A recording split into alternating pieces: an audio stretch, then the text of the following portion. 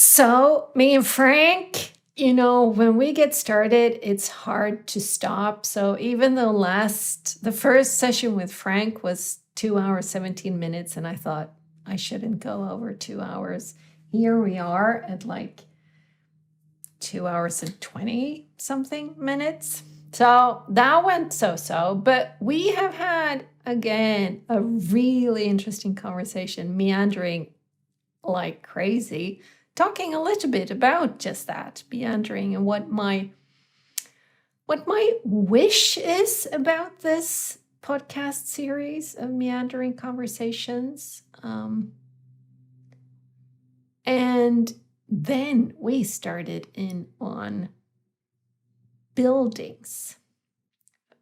Frank's an architect, and he has this idea about architects being able to help save the whales. So we went down that road and then got to talking about passive houses. And I have some beliefs, which is another thing we talked about.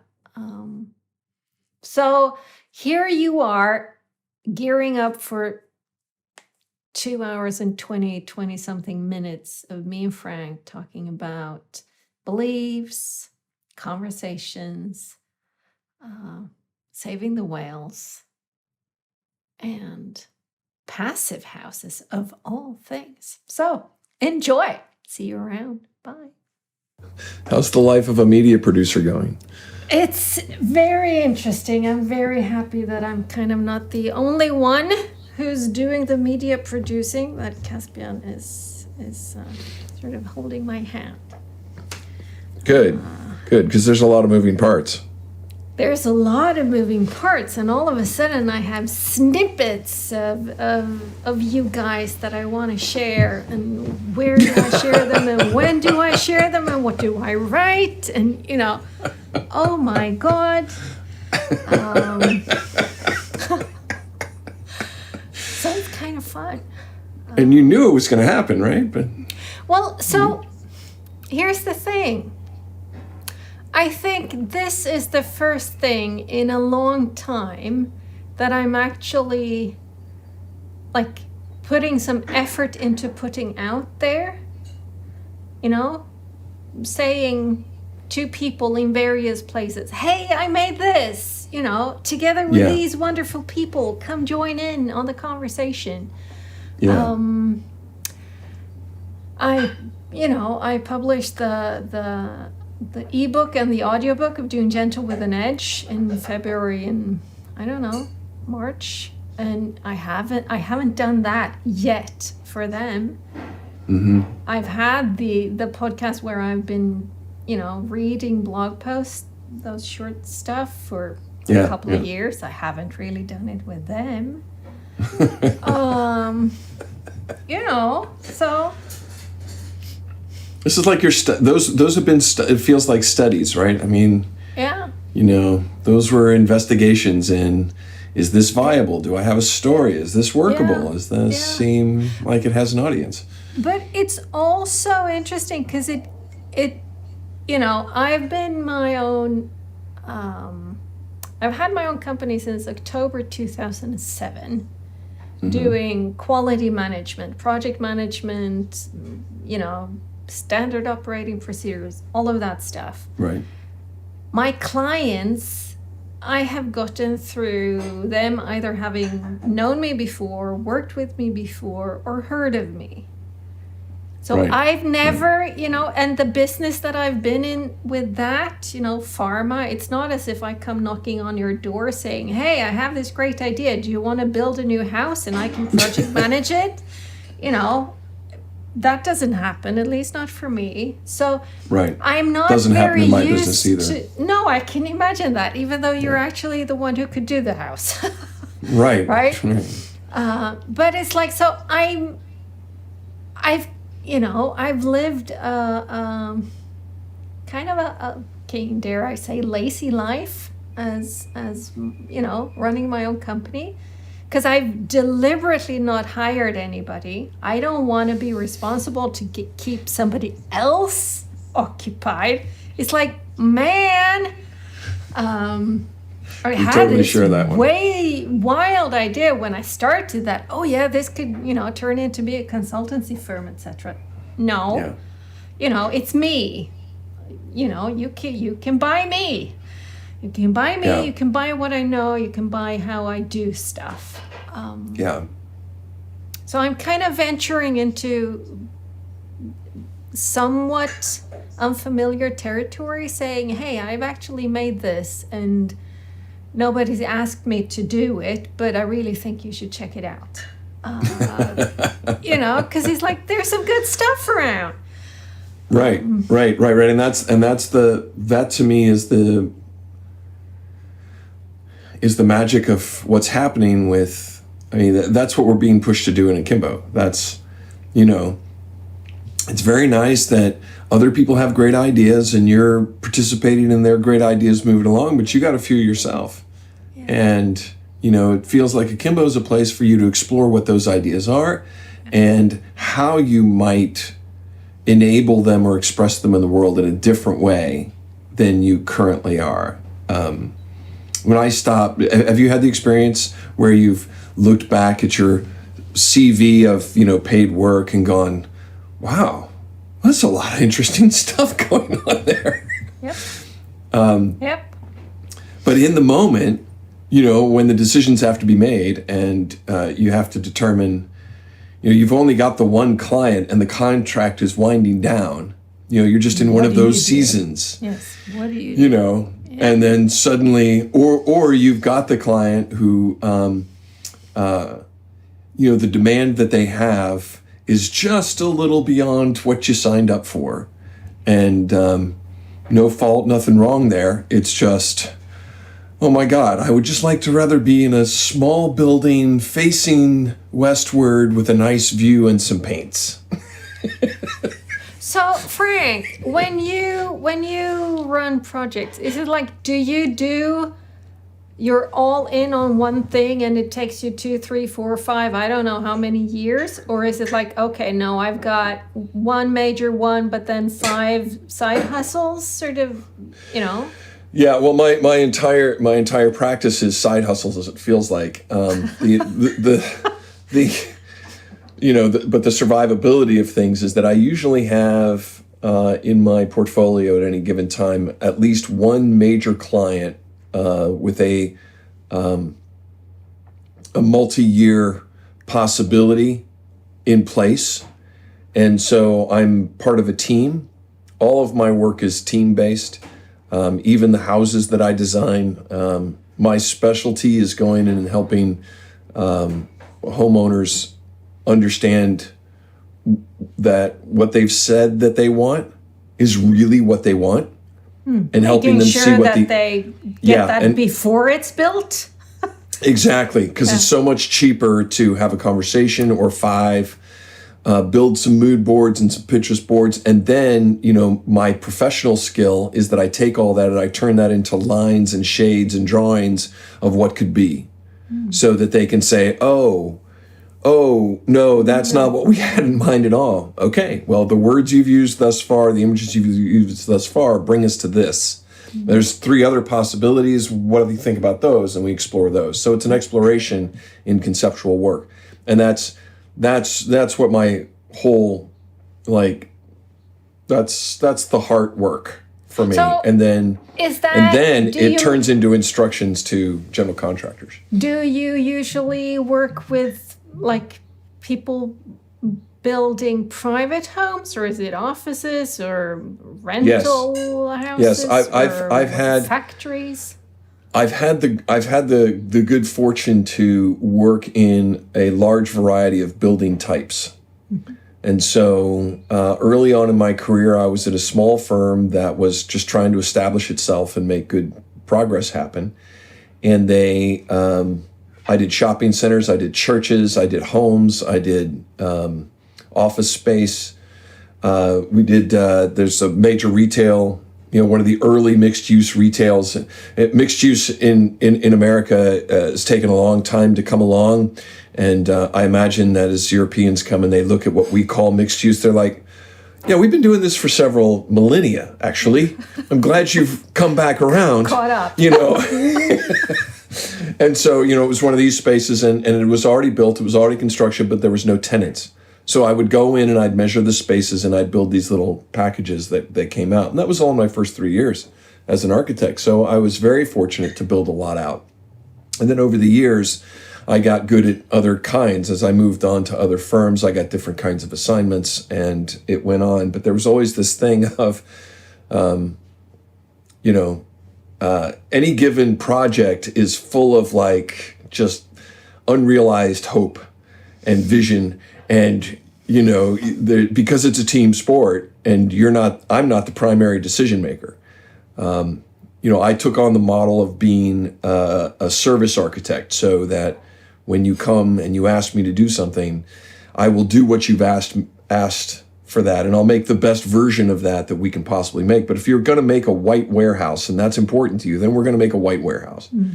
And over time, where that's left me is now on my own this is my 20th year of doing this kind of work. The work when I'm doing design for what we call architect of record in the States, I will produce drawings that become bound into a contract, and that gets handed off to a general contractor who does the construction. The European model is often what we in the States call the design build, where the architect and the builder are the same person or the same team. And so it's a slightly different model of delivering roughly the same service. And in America, those two things got separated a long time ago. And there's plenty of firms here where they've come back together and done it again. But what I saw was that by the time an architect is engaged or the design team is engaged, a lot of decisions have been made that influences that outcome. And my curiosity kept running to, well, what's happening in the decision making before they engage architects? Because there was a lot of turbulence in our side when we were developing buildings, and a lot of questions around, I'm not so sure this is a good idea. That we should build this building. It doesn't sound like you've thought it through very much. And so I got more and more and more and more into management consulting around the decision making. And so by the time I get to a Kimbo suite where I'm willing to pay to participate in it, I've had a lot of circles around the decision making tree, investigated a lot of ABNs, a lot of asset boundary narrative kind of conversations, and really done a lot of heavy duty analysis without having a clue that that's what I was doing. It's so interesting because I'm so kind of in a coincidence, I ended up doing what in the pharma industry is known as qualification and validation, which basically means, you have to prove in a documented way that what you're actually buying or producing is doing what you're saying that it should be. Yeah. So that when you go out and buy an aspirin that it says 500 milligrams, it actually is 500 milligrams of active ingredient in it, and not some other ingredient or, more or less. Right. And it was like, one of those banana peel things, okay, here I ended up here, right?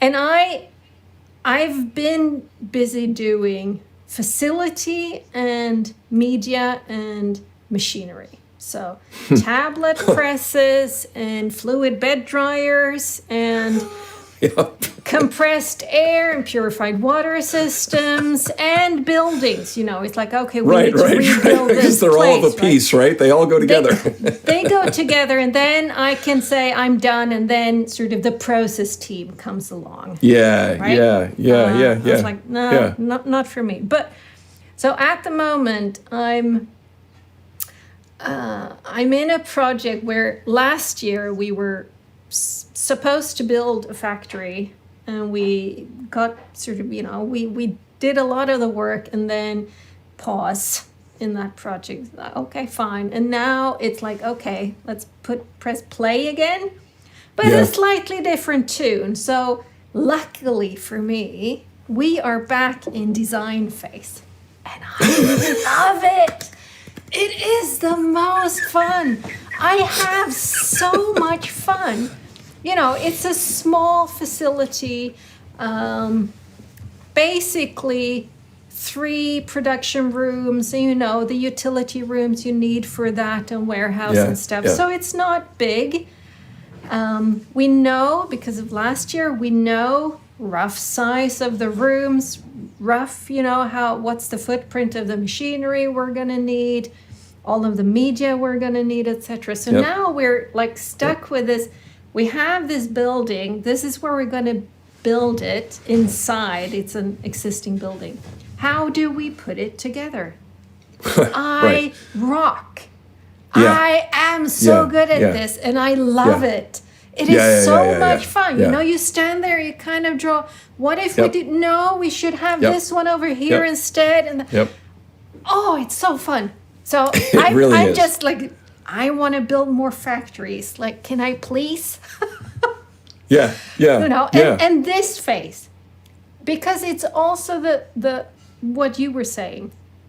It's all on paper now. We can change it around however much. Yeah, it's going to cost a little bit, but nothing compared to if we've already built the sucker. That's going to be much, much pricier. So cheaper to change a drawing than change walls and power. Yes. I don't know how many times I've said that. I've given trainings in quality management and stuff as well, and I tout that horn whenever I can, because it's like, do the work, think it through, then process it and get it into reality. Well, that's great, because it helps. We're much closer in the kinds of work and the kinds of thinking that we do than I properly understood 10 minutes ago. Because it's the exact same space, and all that's happened with me is that I tinker with some other types of businesses. For 10 years, I was doing banks and their training facilities. So all the details that go into moving money and to managing money and managing personnel and interacting with the public and all those workflows and processes, that turns out to be one of those things that you probably want somebody around who has been through that more than once for you. And then, the number of different kinds of projects I've been able to do this with is really fascinating. And because then I feel like I'm starting to understand the common thread that people have, which is they have a hard time conceptualizing how it is that they ride the bike.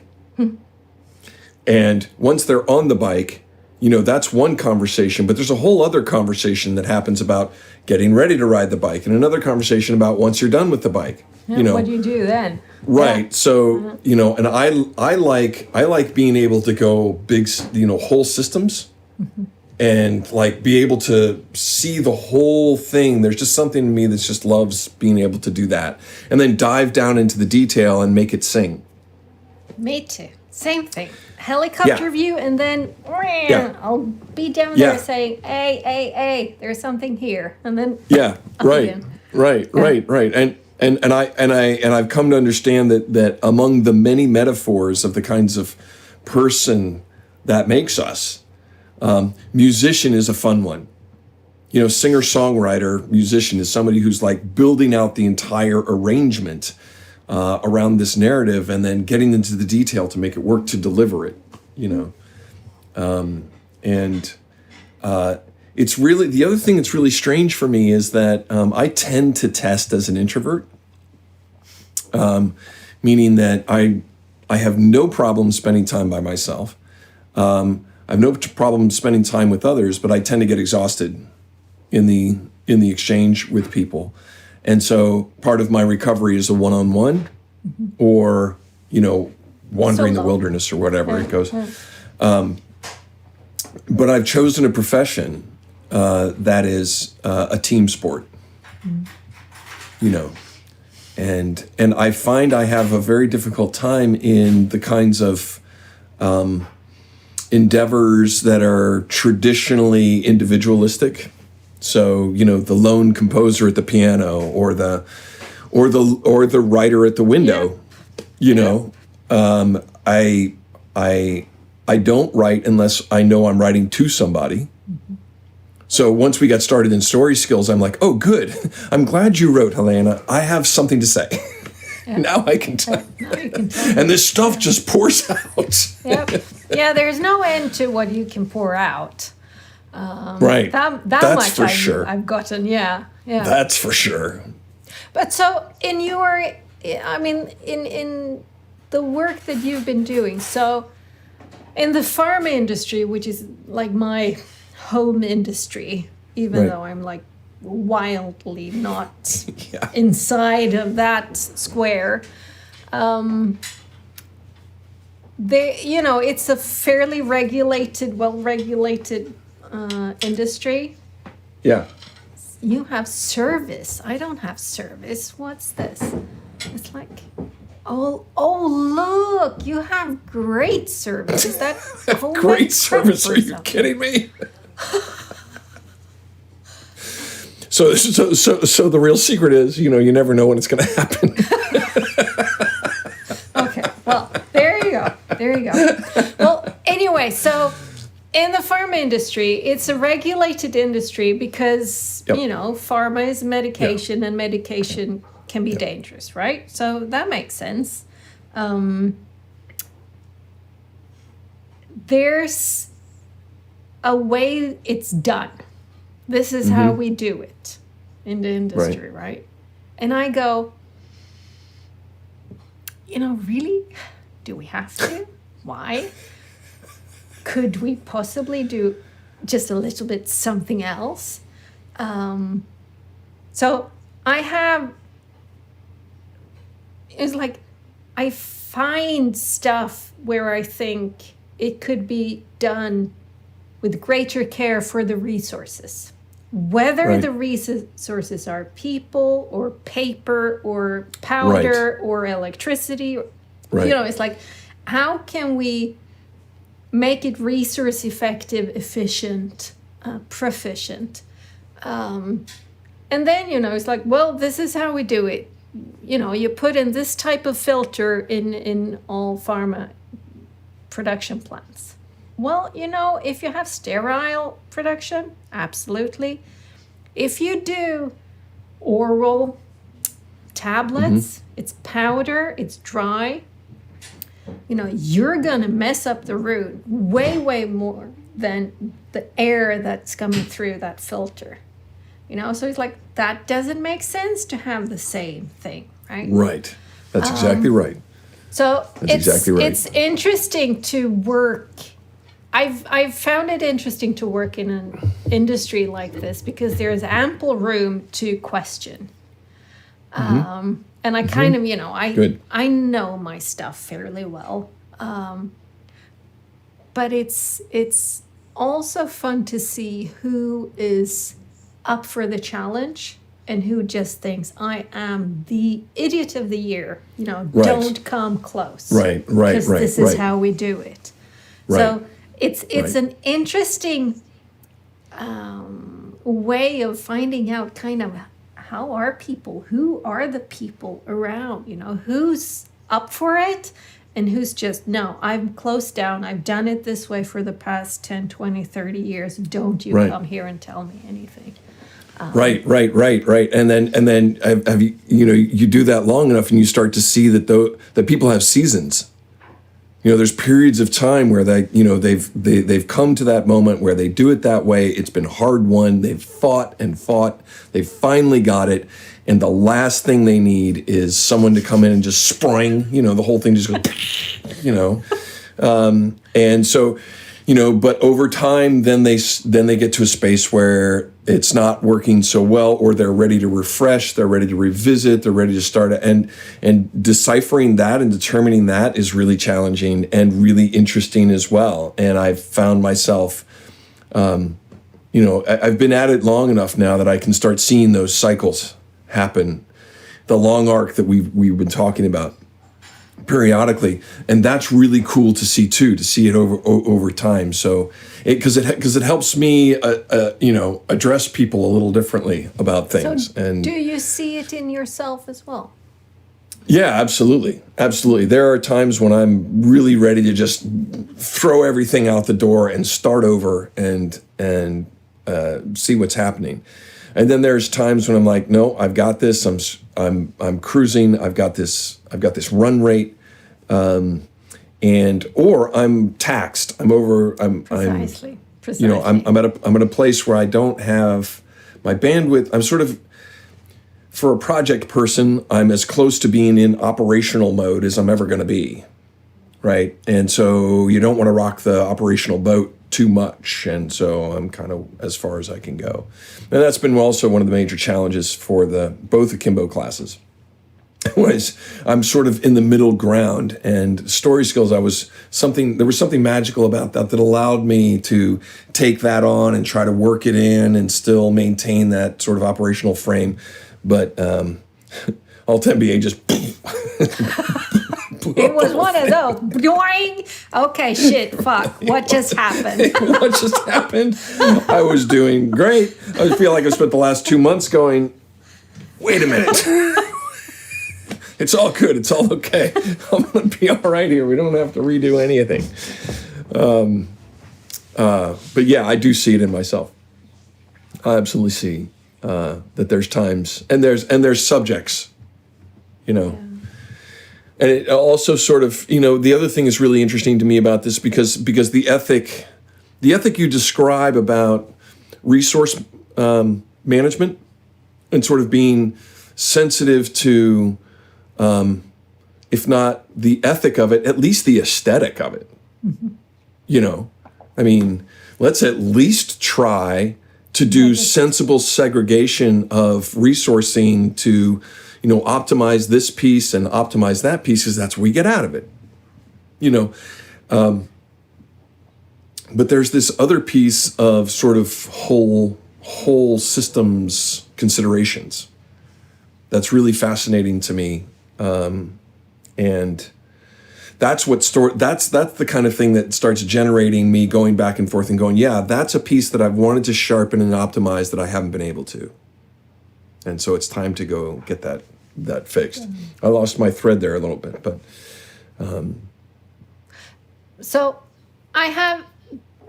we're kind of segueing into something that I actually thought, I want to speak to Frank about this. So in my deep dive into shame, I'm doing the process-oriented therapy with Dominic, and last week we started talking about beliefs, and we had a session that was a session.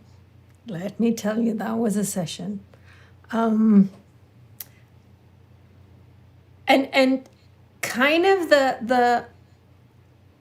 I came to this place where it's like, okay, I'm having this belief about myself, but,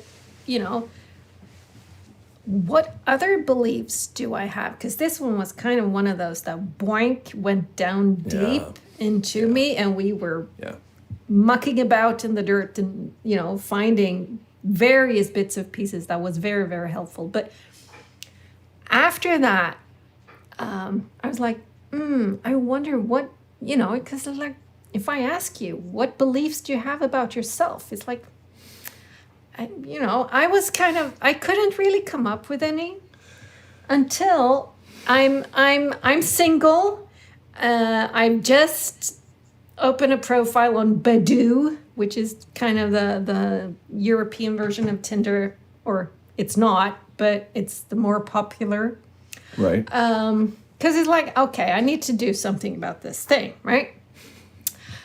I went for a walk with a match last Thursday, and it was one of these, easy, nice, flowing conversation, going deep, light, dip, sort of the tapas of meeting somebody for the first time. You get a little bit of this and a little bit of that, right? That's magnificent.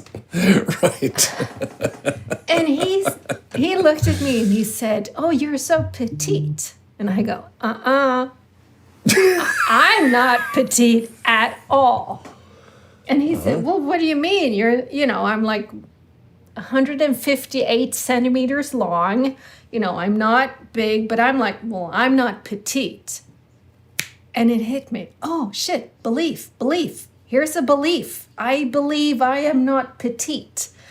And I can kind of trace it back to my mom, who is petite. She's taller than me, but she's more slender somehow. Yeah. Whereas I'm like, farmer material type thing, right? So I brought that with me to Dominic for this week's session. And, flag this one and say, "Hey, look, I found a belief." And we started in on this one, and all of a sudden, belief after belief after belief kind of popped out. And Dominic was going, "Belief?" I'm like, "Oh yeah, here's another one." So it's interesting because I can only spot my beliefs when I spot them. If I'm observant to spot them, or if I have spotted them in the past and I remember, right?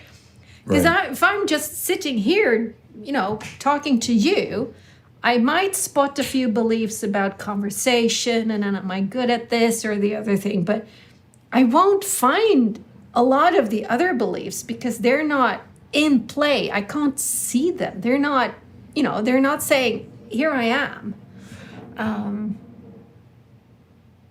I just think this is so interesting because it goes to show also, or it sort of points to what we were speaking about with people, like, do I believe I am a person who changed my mind? Do I believe I'm not a person who changed my mind? Do I believe I'm a person who knows precisely what I'm doing? Don't you come here and tell me anything. This is brilliant. This is one of my favorite areas ever. And, in typical Frankie fashion, from the detail down to the big, huge flowing river of influences, that go into all of this is endlessly fascinating. So one of the detail stories that I love about the word belief is that when you start, go get an actual dictionary. Don't do it online, because magical things happen with the dictionary in your hand. Like, you start noticing other things that you'd never see in a million years because you got an ad flashing in the corner and you're trying to get away from it, right? Mm-hmm. So you look up the word belief and then it's knowledge without evidence. That's, broadly speaking, I'm sure we could have, a full hour of just brawling verbally about whether that's the right way to put it or whatever.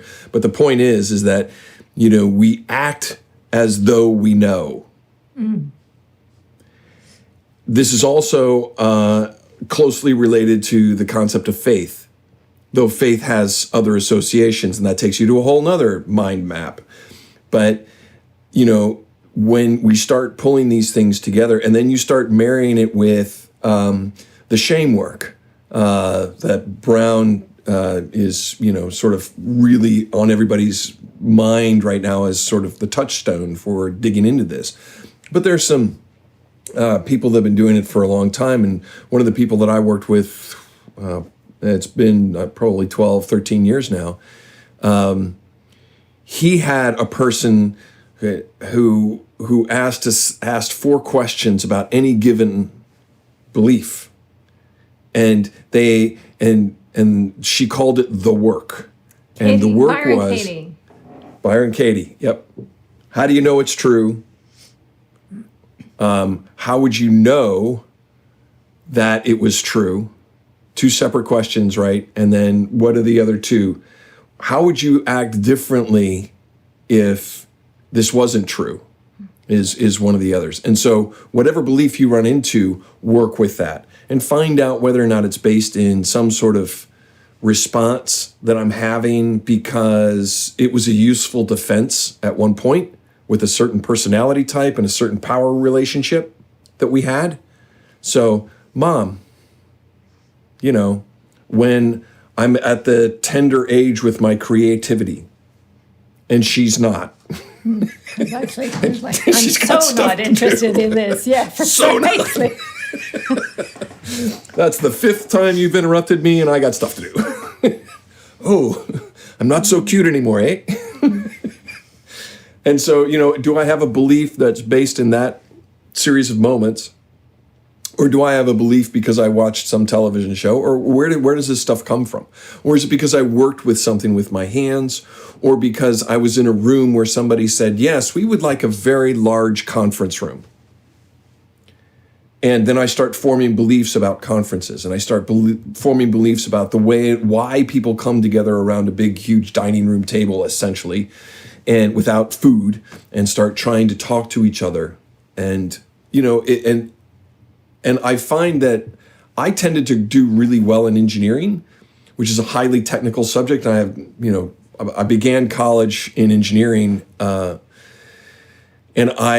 I went from being a student that was to I became a really good student of it, in part because there was so much certainty in it. Mm-hmm. And the last 200 years in applied sciences and engineering has been huge. The amount of things that we've learned that we can reliably do is off the charts from 200 years ago. We didn't know how to build something like the Golden Gate Bridge 200 years ago. We just didn't know. And now, we just pop one up over here and pop one up. Oh, sure, we can do that. We can do that. And the level of precision and the level of reliability around it is just endlessly fascinating. Mm-hmm.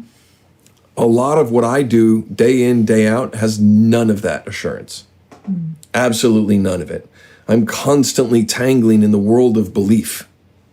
We have beliefs about whether or not the building should be this long or it should be that long. We have beliefs about I'm the current decision maker, and so I like arranging people like this. This is how I think space relates to culture. But in 2 years from now, when he's retired and she comes on board, she's got a different concept. So now we're shuffling the desks around again. And those are beliefs. We're tangling with beliefs because the evidence isn't conclusive. And we can't reliably set these things up. So we have to continuously tango and do this. It's fascinating to me. So I have not made this connection before, but when you said shuffling the desks around, I wonder if that is not a lot of what happens when there's, another organization reshuffling. Oh, yeah, absolutely. It's like everybody gets a new title, everybody needs a new business card. You're now supposed to be under that boss instead of that boss, and your department has gotten a new name and whatever. Right. And nothing happens. Not a thing happens, right? Exactly. Because everybody, I still know, I don't care that I'm supposed to call Lena, because I know that Mahmoud is the one who knows. I'm going to call him anyway, right? Yep. But Absolutely. We believe it's going to make all the difference in the world. The amount of money and time that must have been spent reshuffling organizations and or rebranding companies. Just, it's mind-boggling. God. It's mind-boggling. Yeah, and what's fascinating to me is that somewhere deep in the stack of documentary evidence about how this happened is a nugget of justification that's actually makes sense. But then there's all this stuff that happens around it, and apologies to my to any of my Buddhist friends, but it feels like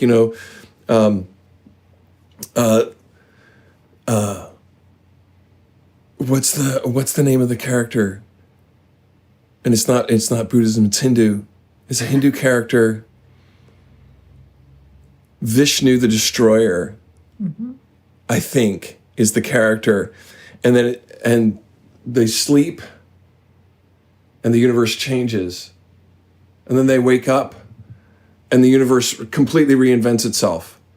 And then they go back to sleep and the universe disappears. And they wake up and the universe reinvents itself. It's got that kind of quality to it. And, who knows why we're doing this, but yes, now my business card is blue rather than red this year. Okay, great. And now I have a title of Product Management Analyst Specialist 52 Senior. Yeah.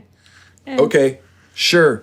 I'm game. What are we doing? We're building a building. Oh, great. That I know what to do. Precisely.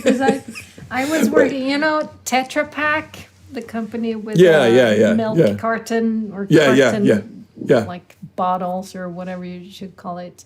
They originated in Lund, which is 20 kilometers from here. So there's a Tetra Pak site there, kind of the original one. I was working there as a consultant for 2, maybe 3 years, something like that, 10 years ago. But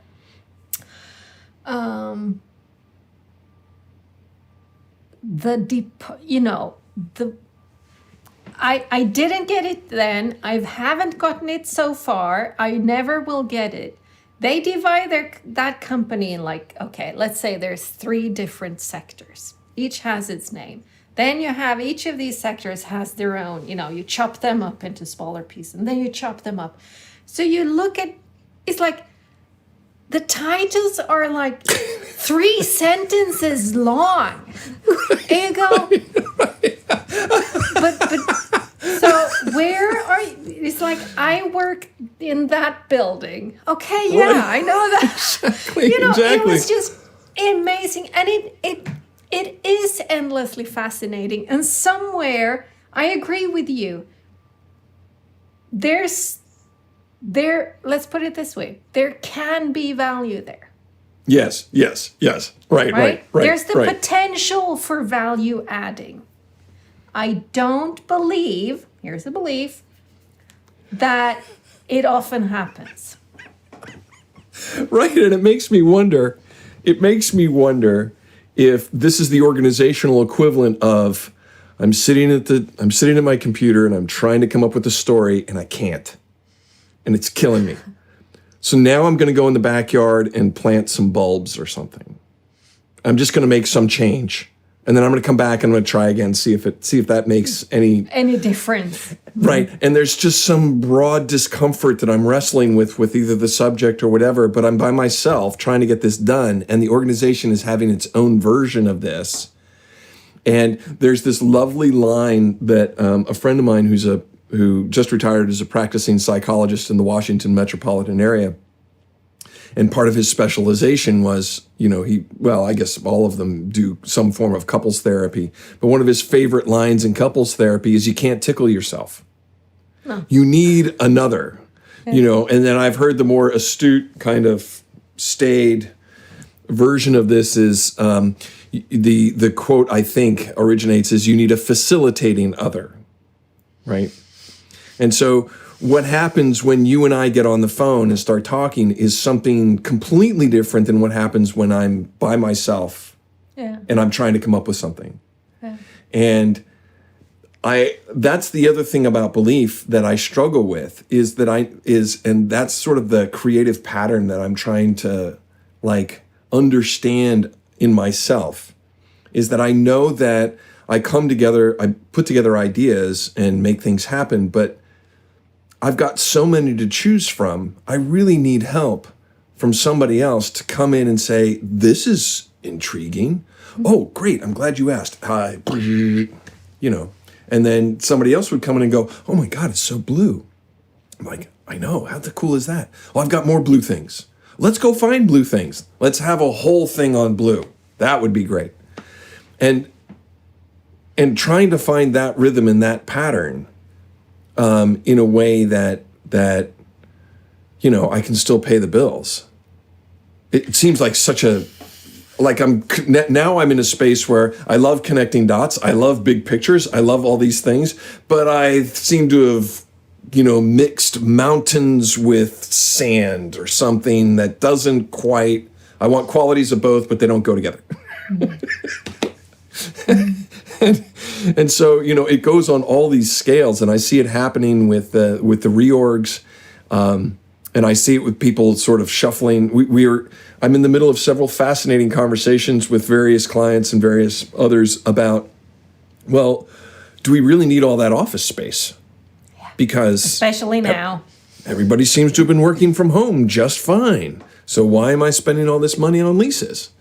And, we're coming back full circle around the idea that, people, there's something inherently human about needing to get up from this room, walk out the door, walk through the outdoors to another space, and interact with people in a different configuration of light, texture, spatial relationships.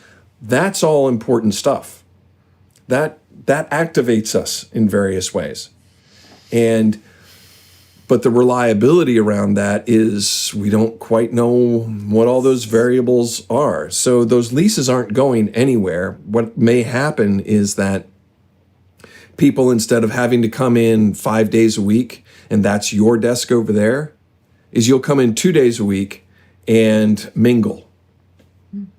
And if you bring in a plant, like, you want to put that over in the corner of your workstation or whatever, maybe you'll bring a plant that is a little more tolerant because you won't see it for another 10 days or whatever, right? And it might not be in the same location when you come back. Probably won't. Right, and so we'll have a different relationship with it. And as a consultant, I'm really used to that. I mean, because that's the life I chose 20 years ago when I started my firm. And, but, and it was a great adventure to me. But it's not always a great adventure for other people. And I think the point that really gets me charged about this is it's back to the collection of beliefs, because we don't have the evidence that says this works better than that. The other thing I liked about banks, the other thing I like about industrial processes and working with those things is it's pretty black and white. I mean, there's a handful of ways that you can make a car. But at the end of the day, this is an industrial space, heavy duty floors, lots of power, lots of tools, lots of parts coming and going. There's a workflow. There's a real workflow you can't skip. And it's true with the digital processes too, like, the accounting processes or the, space management, but the creating drawings kind of stuff. But there's so many different configurations for it. Yeah, and it's like, again, I think that, so I think a lot about systems, and I think people think I'm much more systematic, and they would be shocked if they saw the state of my, my dining room table, which is where I'm at. This is my work. But I believe, just as language is a way to be resource efficient, systems is a way to be resource efficient. So most definitely. Whenever I open the dishwasher and there's clean stuff in there and I'm going to put it in the cupboards and the drawers, I don't put the pan amongst the glasses, and it's like I put the pan amongst the pan and the glasses amongst the glasses, and I have the forks in that drawer, because it's efficient, it's resource effective. That's right. Right? That's right. I don't have to think about it. And it's fascinating because if you go into other people's kitchen, you kind of know. You kind of know this is where the pans will be and this is where I will find the forks. Yes. Yeah. Right? Yeah. It might be one off, but you're not looking for glasses where the pans are. Right. Right? That doesn't happen. So systems are interesting. Yeah. And it's wise. Use them. Make the most of them. Absolutely. And then shit hits the fan when the system kind of takes over. So when you have a company and they need to upgrade to a new version of SAP because they have, whatever that's called, Enterprise Research Management System Program, whatever. And then you say, okay, we have this process of, how things are bought and who can buy them and what we do with them. And it's for the production. Okay.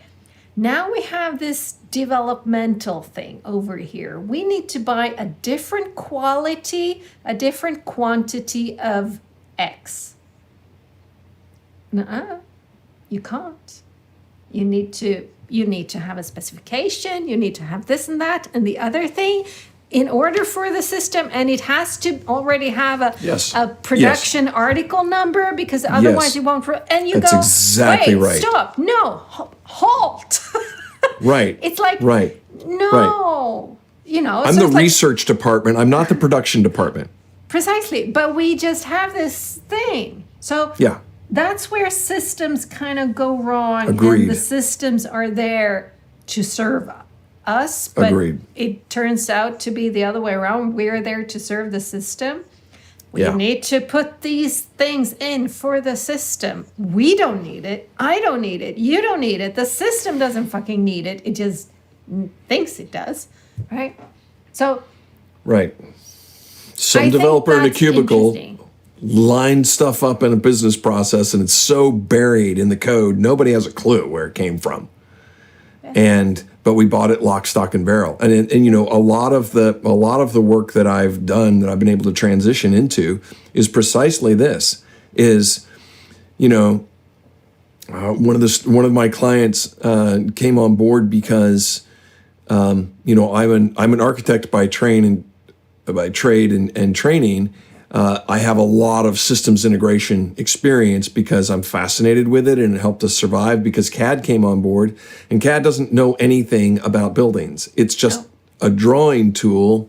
Yeah. All apologies to the aspirations of and the accomplishments in that industry, because there have been a lot. They've come a long way.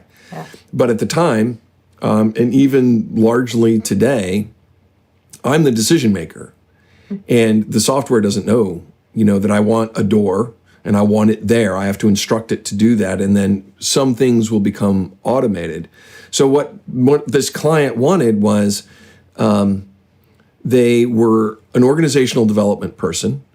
So they're studying, how organizations learn, how they organize themselves and make things happen. And ironically, the PhD thesis for that particular person was, what stories do organizations tell themselves about themselves? What stories does staff tell themselves about the organization they live in? And what story does the organization tell those outside the organization about how it operates?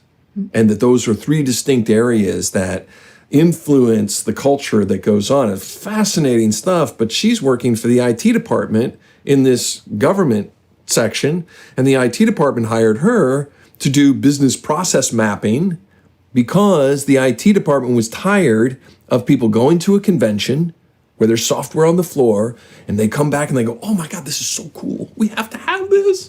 And they say, go buy it. Here's the money. Go buy it. Put it on our desktops. We can't wait. And then it would get on the desktop, and the poor person who didn't go to the convention, who has to make it all work, is like, well, how does that work? And how does that work? Because they didn't buy the training, right? They just bought the software because the guy at the booth said, oh, it's intuitive. For who? Him. For him, because he knows it by heart. Right, exactly. And oh my God, now we're back into beliefs again. We're back into all the assumptions. We call them assumptions professionally, right? Yeah. That's an assumption is a belief. Yeah. We just call it that professionally. And so I finally get this call. She's been at it for 3 years, and she says they'd like to know where their drawings are. And I'm like, that's fascinating. I'd like to know where they are too. Tell me more. And she's like, I can't because they don't know. And I'm like, what do you mean they don't know? She's like, I don't know what the words are. And I'm like, we need to have a conversation with the client. And so then that started the whole process. And I've spent the last 15 years sort of helping these people understand how to talk about what they already know. Because that's the other really fascinating detail. The things they know, but that they don't know that they know, kind of. And they don't know how to... the biking thing again. Yeah, and they don't know how to talk about it. And because articulating what you know and using what you know, two different facilities, and they require different development, right? Totally. Oh my God. And so that's been endlessly fascinating. And, to be able to talk to them routinely about who's in charge here. Because when you go to the convention and you get all starry-eyed and you buy the software and you bring it here, and now the software is telling you need this thing just like you described, and you throw up your arms and go, I don't know. Well, you just surrendered all your agency around that one issue, and you can't do your job. And I'll give you a piece of paper and a pencil, and you'll swim circles around this software for a while until you and the software start coming together and learning what you really want from each other. And then eventually you can make something from it. But that whole process is hidden. Yeah. And it's never declared. And no, precisely. It is like, shh. Yeah. Don't tell anyone about that thing. Yeah. Yeah. But so it's I don't remember what the game was. Caspian was he downloaded some game on the iPhone, and I was like, oh, that looks cool. So I downloaded it too. It's, again, I don't remember the name of it. But it's basically puzzles, different types of puzzles. And you don't know how to solve it. It can be, flip your phone upside down, tap it, shout into the microphone, cover the camera, turn on the light. It's like using all of the things that you can do with your iPhone, but you just don't know. So it's like, if I slowly slide my finger along, maybe that was the solution. But no, it didn't. This is great. It was super fascinating and, fuck me, frustrating. Because I'm going there, I have this little dot and I'm supposed to, make it disappear or whatever.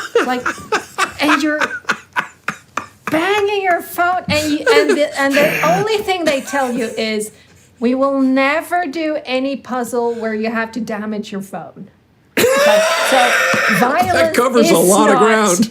Violence is not the answer. Anything else might be, but not violence, right? So, and it's like, and it makes me realize my imagination is like limited. It's like, what more can I do with a phone? I've tried it all, because it's, of course, it's one of the puzzles is when you tap on the right side. Then there's no more fucking tapping. And I was like, oh, damn, I've just learned how to tap. Can't you have another 5 where I can at least tap a little bit? No more tapping. It's like, shit. You put it in a bag and you swing it around. It's like, it's not exactly violence. Risky, but not violent. But I love this. Again, this thing about, intuitive.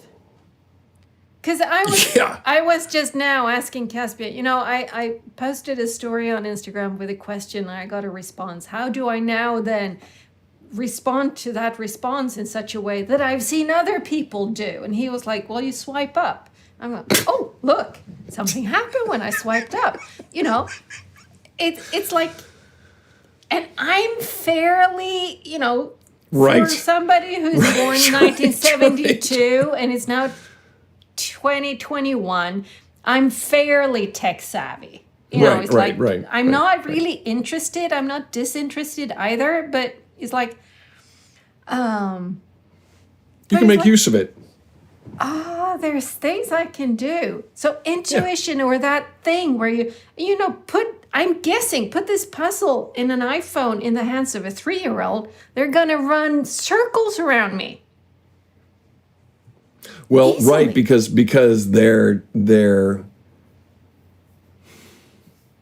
they aren't so what's filled the with belief? beliefs. What's the belief underneath this, right? Precisely. Right? You can't do that with an iPhone. Yeah, and I think that one of the things, one of the seasons that I'm in right now is that I am slowly dismantling the persona of I'm the answer guy. I like that. I've been there, done that, kind of passed through it. Yeah, and I use Post-its as a way to like bring on a new thought habit. Just it sits there and it taunts me. And Post-it's really small, and I write in big chunky letters, so I can't put very much information on this Post-it, and it's just so I have one that over there that says, "Ask, don't tell." Yes, just ask. And then the other one is answer the question. As in, somebody asks you a question, just answer the question. And I've done that twice here in this conversation. You asked me something, and I find myself like on tangent number 4, going, "What was the question?" Where was I? That seemed to be a lot of fun, and tangent to tangent makes sense, but I'm not sure anything's really happened here. I hope the listener had fun. I'm sure they did. Did you have fun? I had fun. I've had fun too. Did anything really happen? I'm not so sure. It's like those story diagrams. It's Hamlet, I end at the same level of evolution that I started. 5 levels down for sure every time. Yeah, right? Yeah, we don't want that. Trying to enlighten. Maybe There's another at least belief. Come back. Yeah. But it's interesting though, because I think that I was in a conversation earlier today with somebody who was like, I just want to do lives with people and see what happens. And I was like, I've just published the first episode of a podcast. I call it Meandering Conversations, That That's was lovely. what It was is, great to see. Right? It's like, I don't have a clue where this will go, where we will come. So there's something in me that goes, please don't just answer the question if I ask a question, because at least give me a question back, Otherwise, it's like, oh no, am I going to have to be like an interviewer now? It's like, don't want to go down that route. Right. It might end up in less or smaller meanders. Can you say that? Kind of, not quite as tributaries. wild. Yeah. Yeah, you could go a long way with the whole terminology around water. We've got rivers and creeks and all these tributaries that go down to this more bigger thing. You can have a lot of fun in that regard and really build out that language set. Which would make sense, and this is the thing that I got so excited about at the end of Story Skills, where I'm like, because I came up with this little picture in my head of kind of the personality I love inhabiting about me, and it requires shedding the answer man persona, and that I'm this golden retriever that's a little, shaggy, not very well kept because I don't want to be. And I'm just running through the forest chasing squirrels. And each squirrel is an idea. And, I never really caption, because have you ever seen a dog catch a squirrel? I've never seen a dog catch a squirrel. I mean, ever. And then what I really like is that every now and again, another person comes along with this bucket of tennis balls and just starts throwing tennis balls for me. And I may or may not retrieve that tennis ball and bring it back to you, despite the fact that I'm called a golden retriever. I don't know. But that's the kind of thing that, when you talk about meandering, that I'm like, yeah, okay. And the most fun I have in conversations are the ones that are just like going. And I'm often the person in those conversations who's like, we play this little game. We get off on 4 tangents. Okay, which one of us can remember where it started? And now I have friends and family who, we've been at this so long. It's like I get off track, and now they're going, oh, you were here, and then you were here, and I'm like, excellent. Thank you. We're good. Yeah, it's helpful. and it's just the level. Sometimes I wonder if, well, no, I just, the value here to me is this is what really good living looks like. Yeah. Because it's just, I feel supple. I feel pliable. I feel, earlier you were asking in terms of beliefs of, am I willing to change my mind or not change my mind, right? Am I open-minded, right? And there's times when that's appropriate. And there's times when there's not. So the sort of mature response to it is, it depends. When it comes to fire and life safety, when it comes to pharmaceutical safety, I got a pretty high bar for open-mindedness. Yeah. We got to jump through these hoops to get to that place because the consequences are high. But if we're going to sit around and talk about, we're going to be amused by organizational weirdness, which includes my own desktop. Hell, I don't care. I'm very open-minded. I'm always interested in exploring things, and I love the adventure of. It's like you said at the end of the other the last time we talked. You were talking about books, and how much books mean to you. And the number of lives that you're allowed to live because you read that book is stunning. And that's the way I feel about conversations like this, where we're meandering. Because you never know what we're going to find. You never know what we're going to run into. And there's a skill to handle all of that. And that was a little bit what I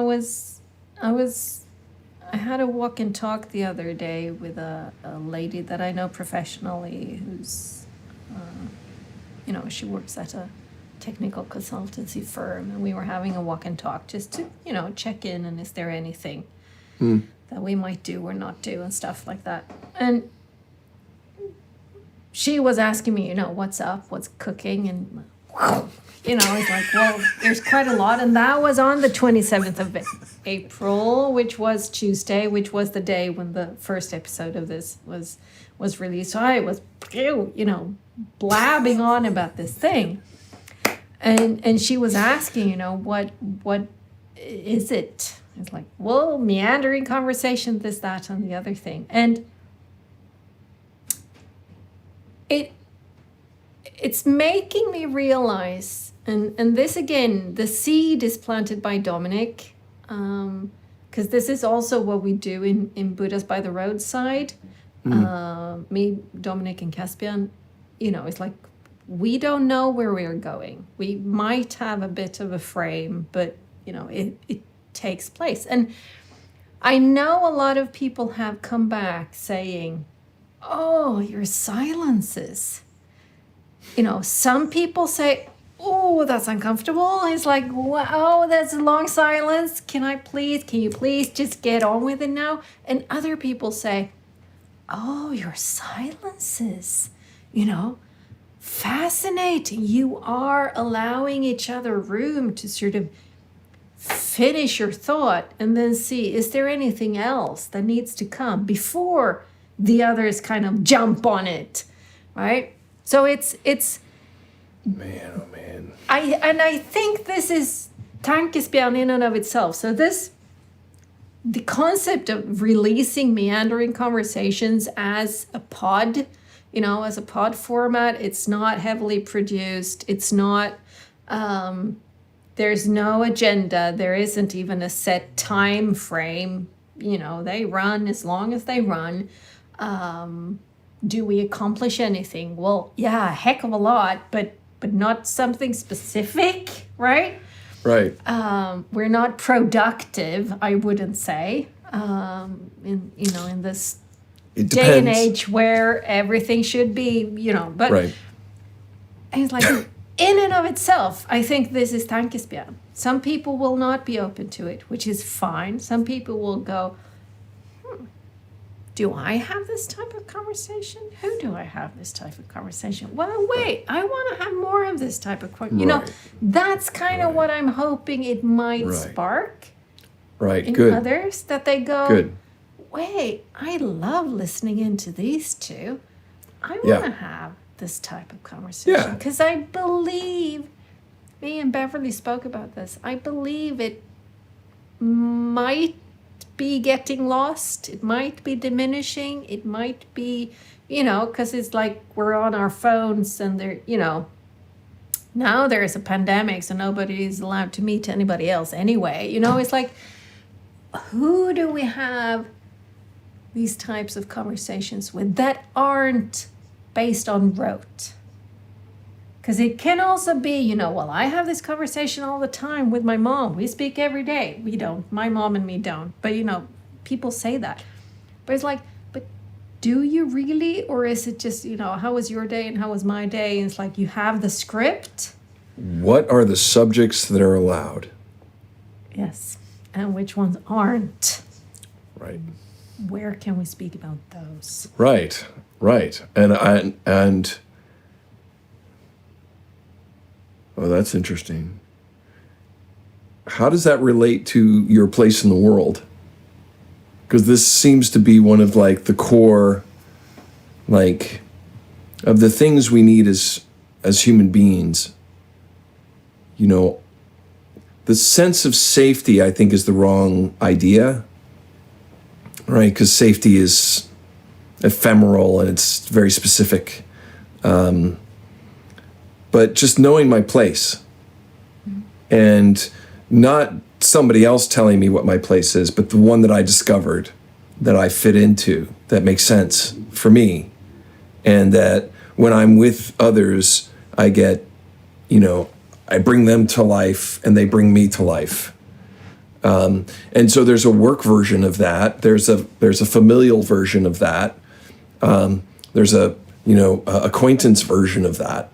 And so, you know, to try to bring the level up on all of those is really important. And what occurred to me, I was just having this little flash of, right, so I grow up in my family where the subject matter is restricted, it's bounded by, you know, a sense of parental propriety, by the dysfunction in the family, as we might, you know, say, just things we don't talk about.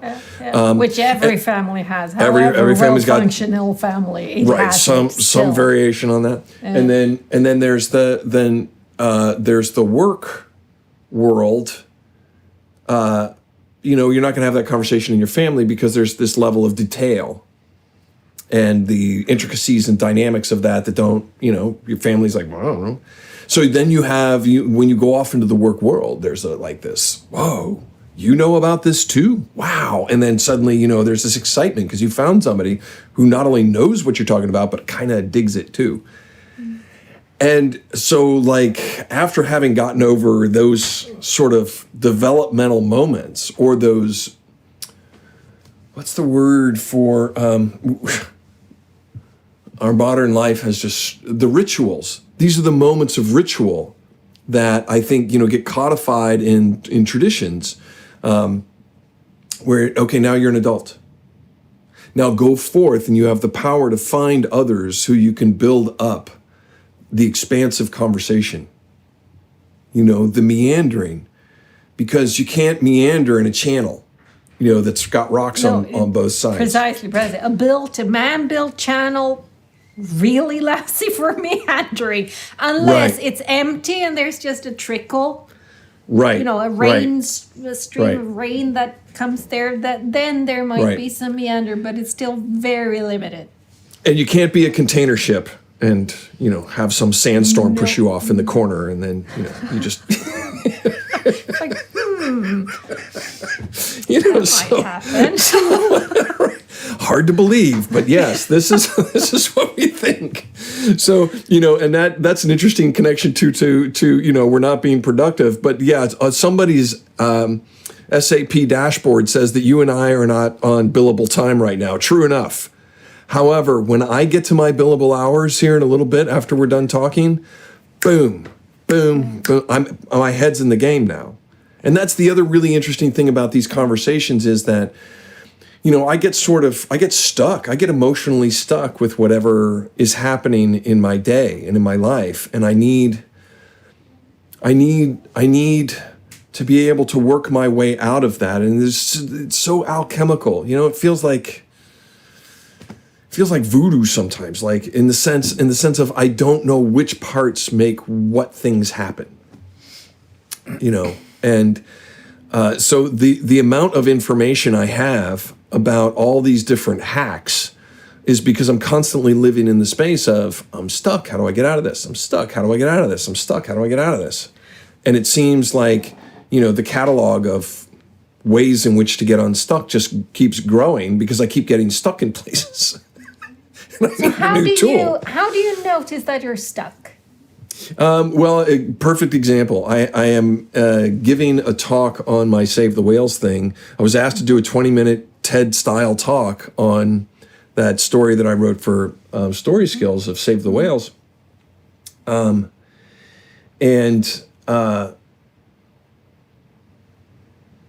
What I realize is the story that I wrote is it's almost a whole package in terms of, I could make it longer, I could make it shorter. Remember we had those exercises where it's like, okay, how can you do this? Can you do the 5 C's in one sentence? Precisely. And the answer in that particular story was, well, actually I could. Go figure. I can read it out loud in about 5, maybe 4.5 minutes. I could speak about it as a friend of mine who I was working through. She's like, this is a 10-week college level course, Frank. Yeah. And I'm like, oh, really? That would be fun. We should do that. It's a tangent. Right. Exactly. There's a squirrel. There's a squirrel. I need to go get it. See, this is a very useful metaphor. This is perfect for me. So I'm having trouble, like, what's my beginning and what's my end? Because I'm realizing that I can't just walk in and there's not enough context. People don't know that I'm talking about buildings for quite a while in that conversation, in that particular story. But you guys did, because I was able to have a little, I'm posting this little explanation, blah, blah, blah. Yeah. So, and then the other thing is that I keep getting distracted by the notion that I'm actually standing on the red dot in front of 5,000 people, and I have to do this. So, these thoughts keep coming back and forth, and they keep getting in, and I'm like, just focus on getting the outline, focus on choosing pieces. You don't have to get them right. Mm-hmm. You have to choose something. Bernadette had this great quote. She was being interviewed by Kat Preston. And the title of that particular podcast is, you don't need more time, you need to make a decision. Mm. And I thought, okay, yeah, right, that's exactly right. Mm-hmm. Because the stakes here of making this decision or this decision are almost nil. Yeah. You just pick one. Sure. Yeah. And if you don't pick either one of these, then there's no motion. We take the philosophical turn and say, well, you're still making a choice. That's true. But no, what we're after is motion, is forward motion. Yeah. So, I'm stuck in trying to figure out, okay, which of these 7 things that I could do 2 minutes of intro on that would orient you to that I'm having a conversation about ocean health and buildings, or built environment, and what is the relationship between those two things.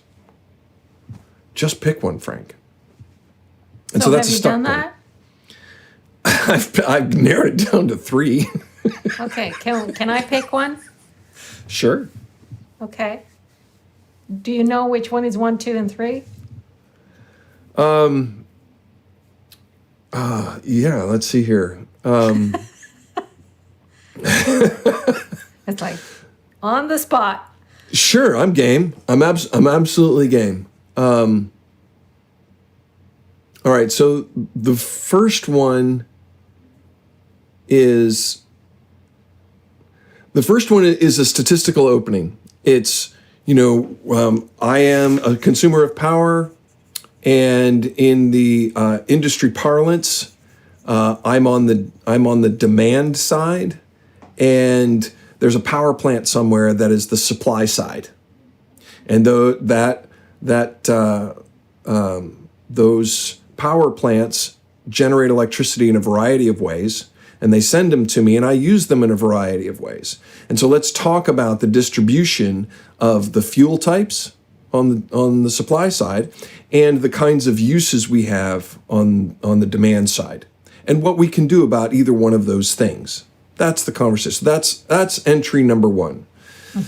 Entry number two is a discussion about basically it's factfulness. It's opening with Hans Rosling's 200 countries in 200 years.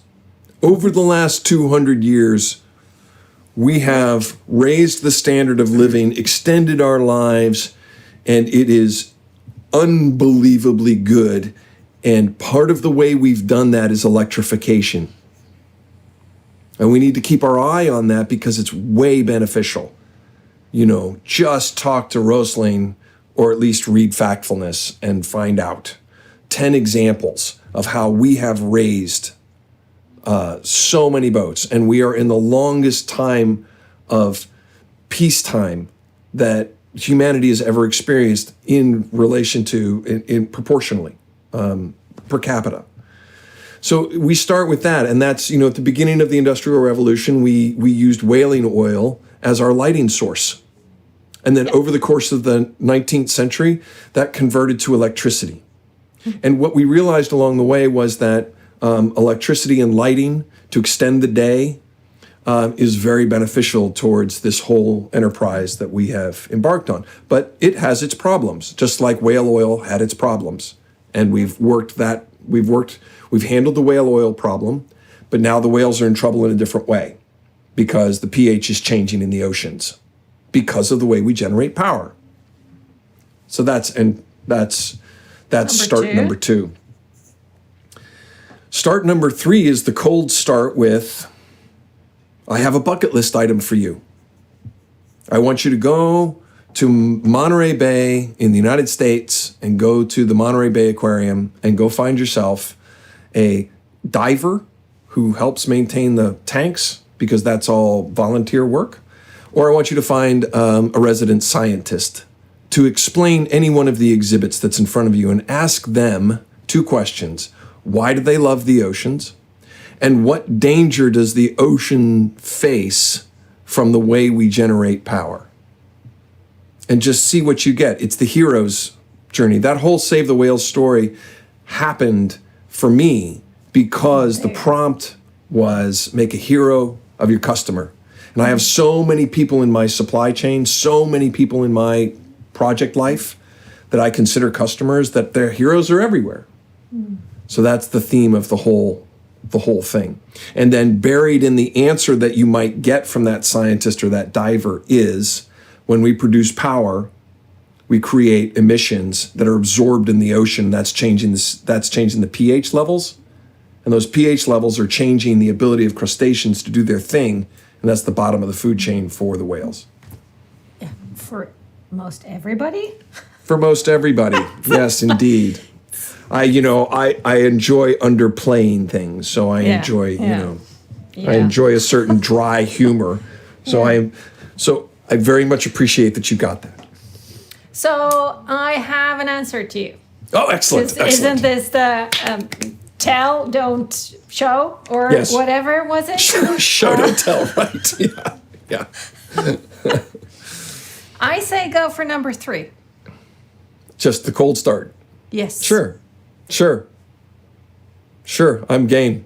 And then the components from those other entry points, I'll find the other ways to get them in there. Put them in, but you start with number 3.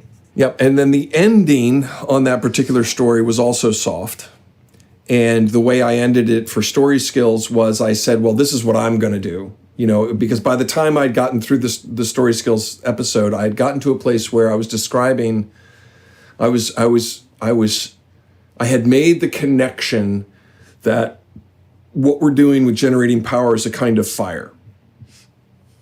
Or the planet's burning, right? That's the metaphor that I'm invoking there. And then that allowed me, the thing I enjoyed about doing that is that allowed me to pretend that I was a firefighter. And then that links to my registration as an architect. Because I'm registered with the state, the regulatory connection that I have is that I am in the universe of firefighting. I'm a linchpin. I stop fires before they start by building safe buildings, and that's what my registration's about. That's what the building code is fundamentally about.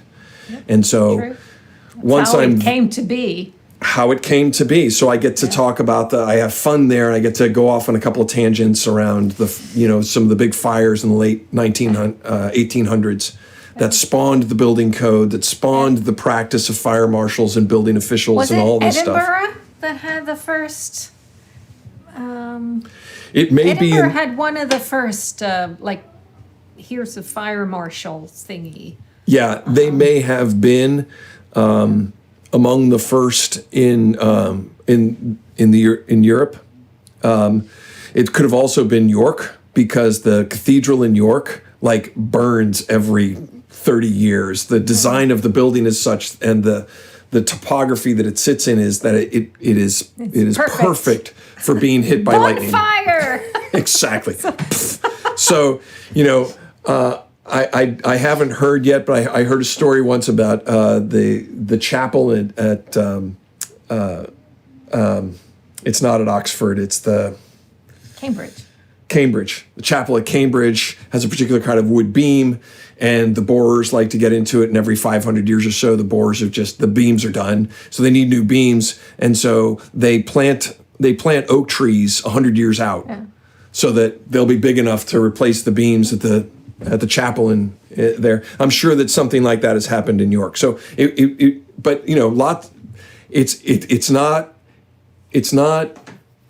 back to systems. Right, we make the beauty of systems is that there's a collection of decisions that we can just park in this, just handle it, and then those are decisions you don't have to make anymore. You just work the checklist, right? Precisely. And then your cognition is free to do other things, and that's the way the building code has sort of developed. So I get to make all those connections and say that I'm already a firefighter. I'm already somebody. And then here's all the heroes that I work with to make the building you inhabit without thought safe. So at the end, what I'm missing at the end of the story is, so what can you do? People come out of this, all the presentations I've made thus far, there's some people who are just fired up. They're like, tell me what to do. And I'm like, well, we're going to design your buildings built differently. And I have people saying, no, Frank, no. I want to know what to do today, right now. I mean, I want it on my app that I check it off every single day. And I'm like, it's buildings. They take a while to build. You're only ever really going to build one or two in your life. I mean, what a downer! What a downer!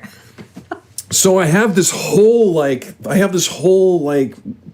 don't know, it's 500 words of, do as you're able. If you're a lawyer, do this. If you're an accountant, do this. If you're a fashion designer, do this. I answered her question. And it's like, dress for the weather.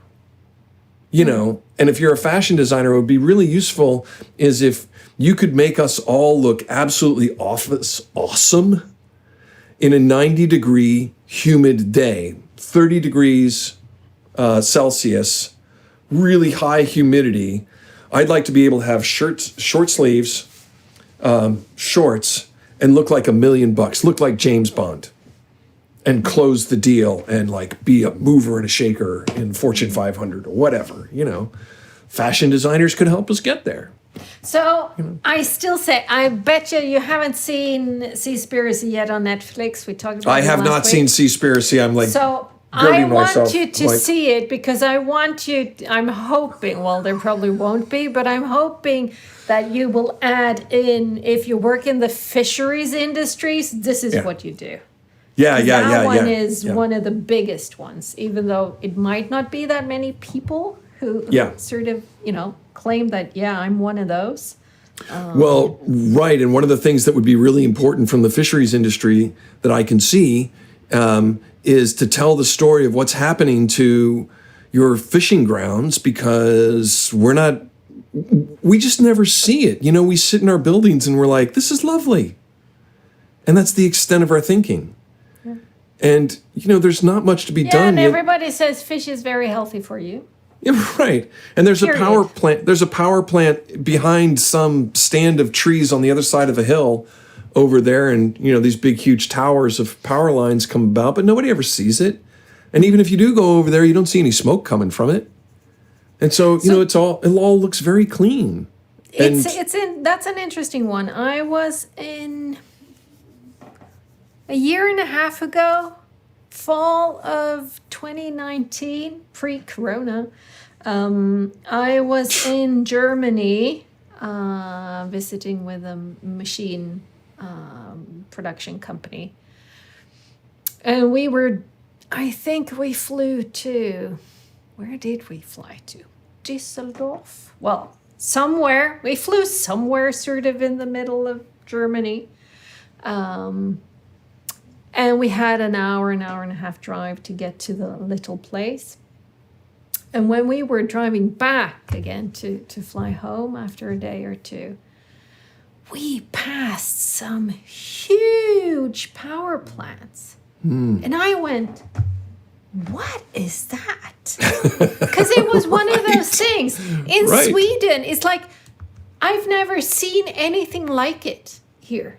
So I actually Googled, because it was like, where am I? What is this? Yes. And it was a power plant, because it was just the weirdest looking buildings, lots of concrete for sure. Yep. But it was like, it struck me as odd, because I don't normally see it. Right. And that's the thing of it, is that the thing that George Westinghouse and Edison in our mythology, those are the actors. The thing that they figured out was, I can have a power plant that's in some very far away place. It's a very complicated piece. It's very, it's not exactly friendly to, culturally friendly, because it's this industrial thing, And we can put power 100 miles away without thinking about it now. We just have to strain the lines. And it was a huge accomplishment, just extraordinary accomplishment. And, the other challenging thing about all this is that the politics around this is really intriguing to me, just from being, I don't know, I'm not a political scientist. And I have to be careful about that because I live in Washington, D.C., where literally, every block has 3 political scientists here. So, you get kind of used to it. And, but if I just look at the basics here, and if you're a policymaker and you're trying to decide, well, okay, all right, fine, we have this emissions problem.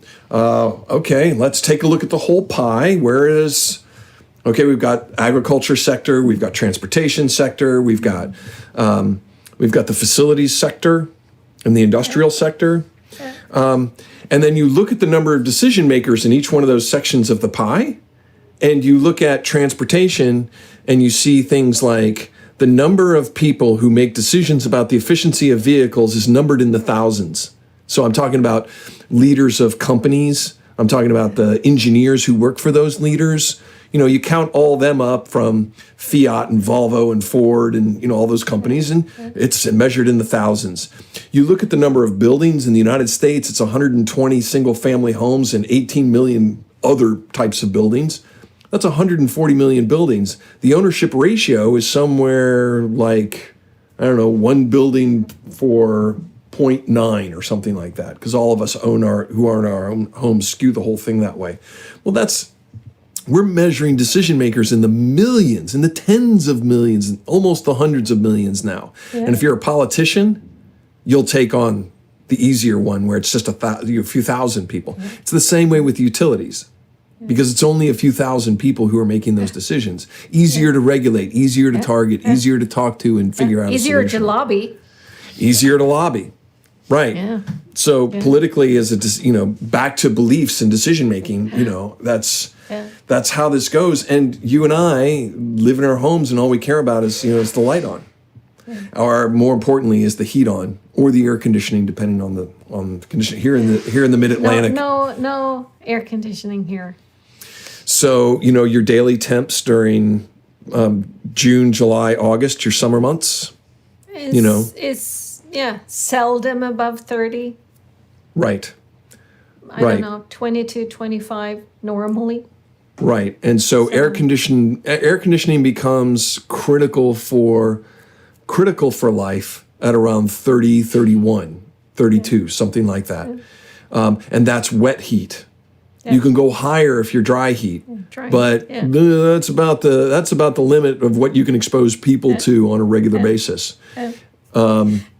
So air conditioning is getting more common in Sweden. Right, and so I would expect the other part of the research that I ended up doing, and I haven't brought this to the experts yet, is I researched how much power we in the United States generated in 1950. What is the big number for all of the United States? And it turns out that our Department of Energy tracks that, and they put out an annual report. And so we have 70, 80 years worth of data like that. And then on the other side, the U.S. Census Bureau began collecting information in the 50s on the number of air conditioning units installed. And how many buildings had central air versus buildings, it's fairly fine-grained survey that they've done, and they've been doing it every 5 years for the last whatever. So I put those two models together, and you can see a clear rise in the power demand against air conditioning. Our GDP, this is air conditioning, but this is GDP. This is air conditioning, or this is power generation, and this is population. So our industrial output hasn't risen. In fact, our factory outputs have gone down because we've offshored more and more and more. Putting it somewhere else. Right. So our GDP doesn't track. The number of single-family homes doesn't track. It's all but air conditioning tracks. But air conditioning tracks 13 times. They're the same. So I'm going to hand this off to some people who know what they're doing with numbers, and say, is there causation here? I can see correlation, but I don't know that means causation. Can you help me out with this? Because I'm about to go out into the world and tell this story. And the more global warming happens, the wider farther away from the equator that we start deploying air conditioning. And air conditioning is a very energy intensive process. And so, what I'm asking people to understand is what happened in Brussels, what happened in Belgium, where they have now built, they have in their building code the most energy efficient buildings, the highest performing buildings around. And you can't build a building there without meeting the passive house standard that comes out of Darmstadt from the Passive House Institute. You have to get a certificate for that in order for you to occupy the building. So every building has to be a passive house? Yeah. Oh, wow. Yeah. It has to meet that standard. And it is, and the really fascinating thing, and my little talk is full of things that people are like, you're kidding. They're like all these little nuggets in my talk that people will really react to. And so among them are that, well, how come we haven't done that thus far? And before 1900, everyone is like, oh, yeah, well, those were those buildings, and then we had the building code. And so everyone thinks energy efficiency is part of it. Well, it's not. We don't get energy efficient till the 70s when we have the geopolitical crisis around oil. And then everybody starts thinking about it. But, us architects were unshackled from that in the age of free energy from fossil fuels. And so we're building these glass buildings that you literally have to wear a sweater both in the winter and in the summer to inhabit. I know. It's dumb. So I was going to give a whole talk. I've been noodling with a talk titled "The Man in the Wool Suit," because the air conditioning guys, that's their model. You want to keep that dude in the wool suit, 3-piece wool suit and the hat, cool, 72 degrees. Right, and we just design these big machines to force air on him. Which has me freezing my ass off. Right, Right. Now, it turns out that we want that happening not only during, during the summer, but it turns out that because of the way we design buildings, we might have to do that during the winter. Air conditioning runs in the winter in a lot of buildings that are all glass. What? You're not running the heating? No, we're not running the heating because this building just, when the sun is on it, it just bakes. Yeah.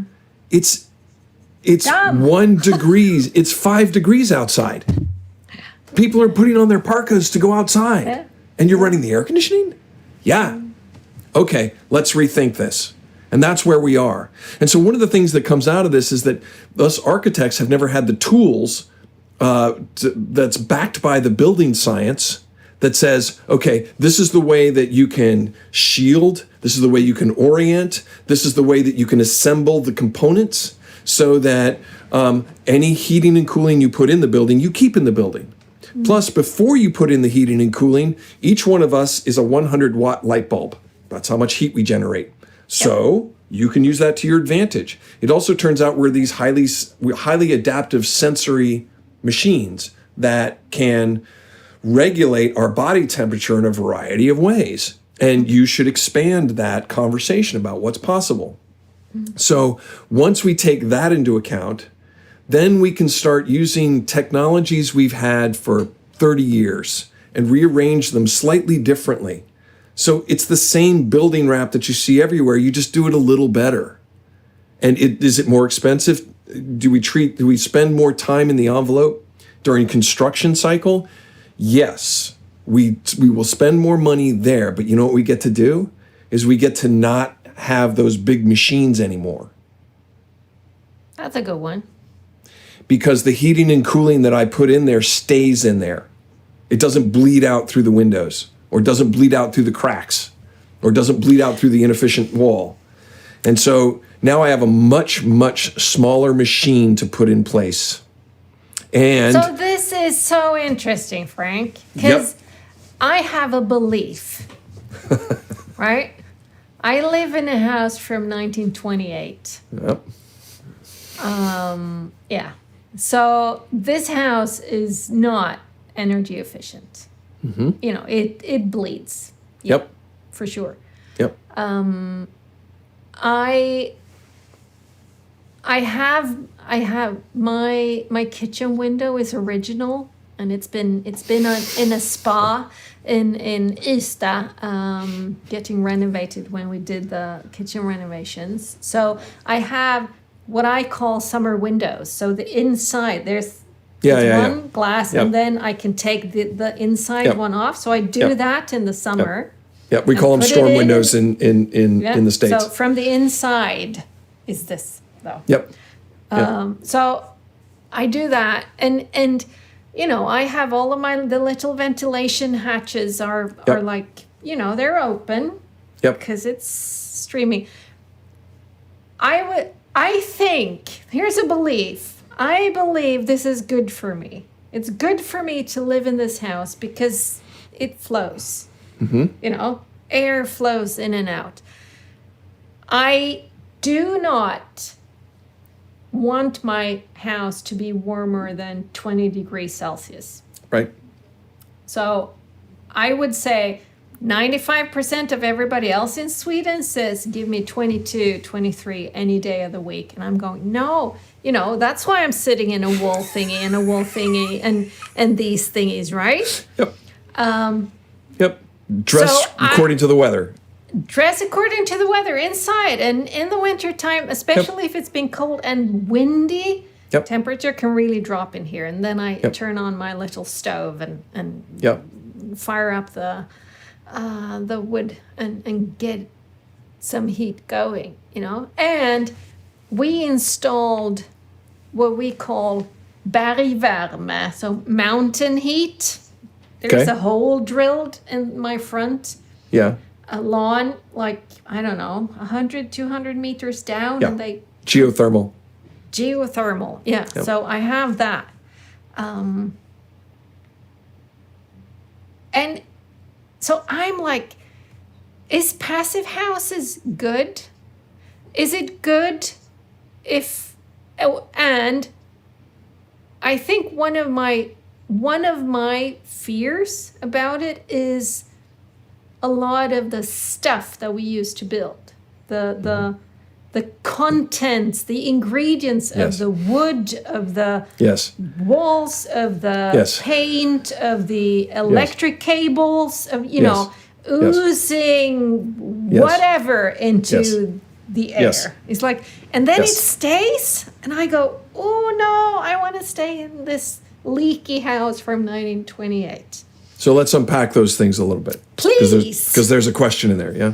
Yes. So the building code is for fire and life safety.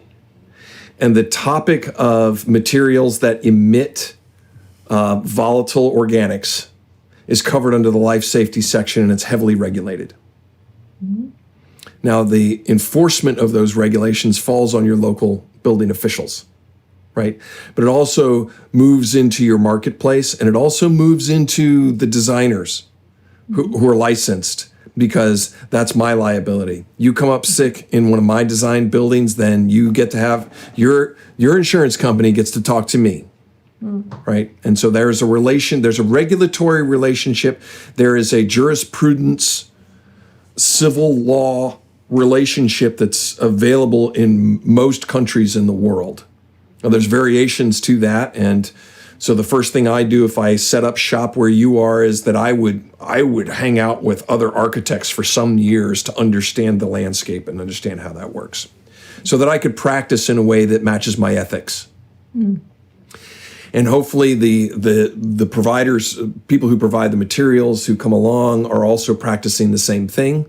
And air quality over the last 30 or 40 years has become indoor air quality has become an enormous subject all on its own, independent of all the other conversations about buildings. And it is to the point now where all manufacturers, if they want to survive in multiple marketplaces with varying levels of jurisdiction or ability to enforce these things, they're going to find the strictest one where the money can be made. And do it for that, and that's the standard. You, as somebody who is doing project management in the pharmaceutical industry, would be in an incredible position to understand the fidelity with which my industry is capable of doing that. And because you probably also understand that there's a variety of people who operate at a level below the regulatory radar that puts you at risk. And fair enough. And the beauty of understanding that and talking about that in a forum like this is to be able to make the case that it's far cheaper to pay for high quality design teams, high quality construction teams in the long haul, because eventually you're buying your own self-destruction when you get down the road. So I'll tell you that whatever materials do get introduced into your house, there is a lot of available and mature marketplace for you to find ways in which to bring the right things in. So that's one piece. The second piece is that all the leakage that you currently have in your house allows whatever's happening outside to come inside. So here right now, all of the oak trees in the mid-Atlantic are going nuts balls. And the allergens are like, we wake up and our eyeballs are just like glued shut. It's just, ugh. If I could regulate the temperature in this house, then I wouldn't have had, yesterday was a warm day, so the house really heated up. And if I had a better skin and a better strategy about blocking that sunlight, then I would not have had to open all the windows and run all the fans so that we could all sleep last night, because the temperatures were probably 24, 25 here. It was, today it's better, the winds are here, whatever. So all of that pollen is making its way into our house through the cracks. So it's not just the pollen itself, it's whatever's living in that crack. So all the little creatures that love living in dark places where there's stuff that can come and go and it doesn't ventilate very well are living there, and then they're being blown in. So that's stuff you can't quite control. In a passive house, don't build a thermos, screw on the top, and hope you have a good day. We build the thermos, and we put in this marvelous system. It's a box. It's a mechanical box. It's like the other mechanical box where we give you the air conditioning. But that air conditioning system or that heating system is required to grab air from the outside, heat and cool it, bring it to the inside, take all the air that's inside your house and throw it out because you're putting out CO2 every day. And if I don't exchange the air on a regular basis, then the oxygen levels come down, the CO2 levels go up. And so the code, the life safety code, covers what that exchange rate needs to be. And so every commercial building you're in, there's an exchange rate already built into the code. It's well enforced. It's just part of the mainstream. All Passive House does is it says, yeah, keep those rates going. We never interfere with that. What we're going to do is be a lot more clever. If it's cold air outside and you've got hot air inside, the hot air is leaving. Do exchange. We get energy or heat recovery. Yeah. We do those exchanges. That is virtually unheard of in the States. It's not a common practice here in the States. It's just not done. Yeah, right. And it's part of our problem, right? But and those of us who practice Passive House, in order to get really good ERV, HRV systems, heat recovery and energy recovery ventilation systems, guess where we buy them? You guys. So the pandemic has kind of thrown us for this, right? And so part of the case to be made here in the United States is to help the manufacturers of these big air conditioning systems to retool for ERV, HRV. Oh, and by the way, guys, your sales projections for the next 50 years, amazing. Yeah. Okay. So there's that. So that's the you get to control the air that comes and goes. And also, let's refine this even more. During the heating season, bloody cold, 0 and below, or 10 and below Celsius, or the cooling season, 25 and up, right? Then we close up the buildings. We have the ERVs and the HRVs doing their thing, et cetera. Because you have a better skin, then you don't have as much need to heat and cool. There are homes in New York City, which is the same space I'm in, thermally, they don't turn on their air conditioning during the summer. And it gets brutally hot in those environments.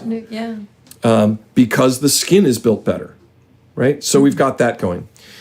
Then the other piece is that during the mild seasons, the spring and the fall, you just open your windows and enjoy the weather. That was what I was going to say. You can't open the windows then when you need the in the hot or the cold. Well, absolutely you can.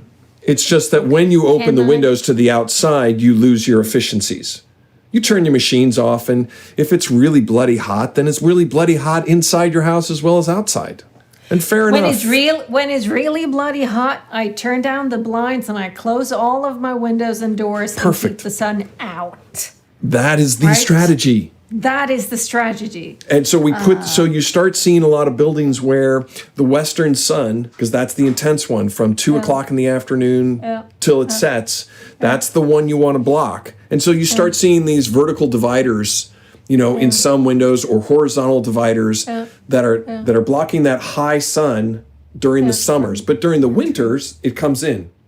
Because the shades are designed to track that, because we've been tracking the sun for thousands of years. Sun is, we know exactly where it's going to be, right? And so we're just clever. And it's that what we're saying is that these techniques are passive as opposed to mechanical. And so you orient your building, you block the sun. Passive in the sense that it just works. Yeah, it's not a mechanical system. It's not an intentional mechanical system. Something. You don't have to automate, right? And so, and expressively, as artists, the architects who are artists are having a great deal of fun with this, because there's all these new elements that get to be put in. We get to reintroduce the porch. That's fun. Not a bad thing. Yeah. We get to reintroduce overhangs, which is kind of cool, and you get a lot of expression. So there's that. So what's the last piece? Cost. It turns out that the first 2 or 3 projects that an architect does, it's going to be a little more expensive because he's learning. But what he finds out is that all the details, all the stuff he has to do isn't much different than what he's already doing. He ends up replacing a couple of components and adding some expertise at the beginning. He can hire that out. So that's coming.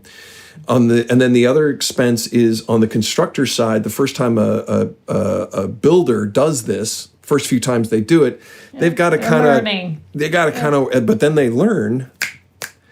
There is a 26-story dorm. I don't know how many beds it is, rooms, but it's on the campus of Cornell in New York City. Oh, really? That's where my brother did his PhD. Yeah, Ithaca. Right. It's called the House there at Cornell, and it was built to Passive House standards. It's and then there were 2 other buildings that were built around the same time period. One to the LEED standard, which is Leadership in Energy and Environmental Design, which is a program run out of the United States that is supposed to do these things. And then there's a code building, a building built to the standard of the building code. And there were people who were on the house project, who were workers on the house project. They're like, we worked on the other one too.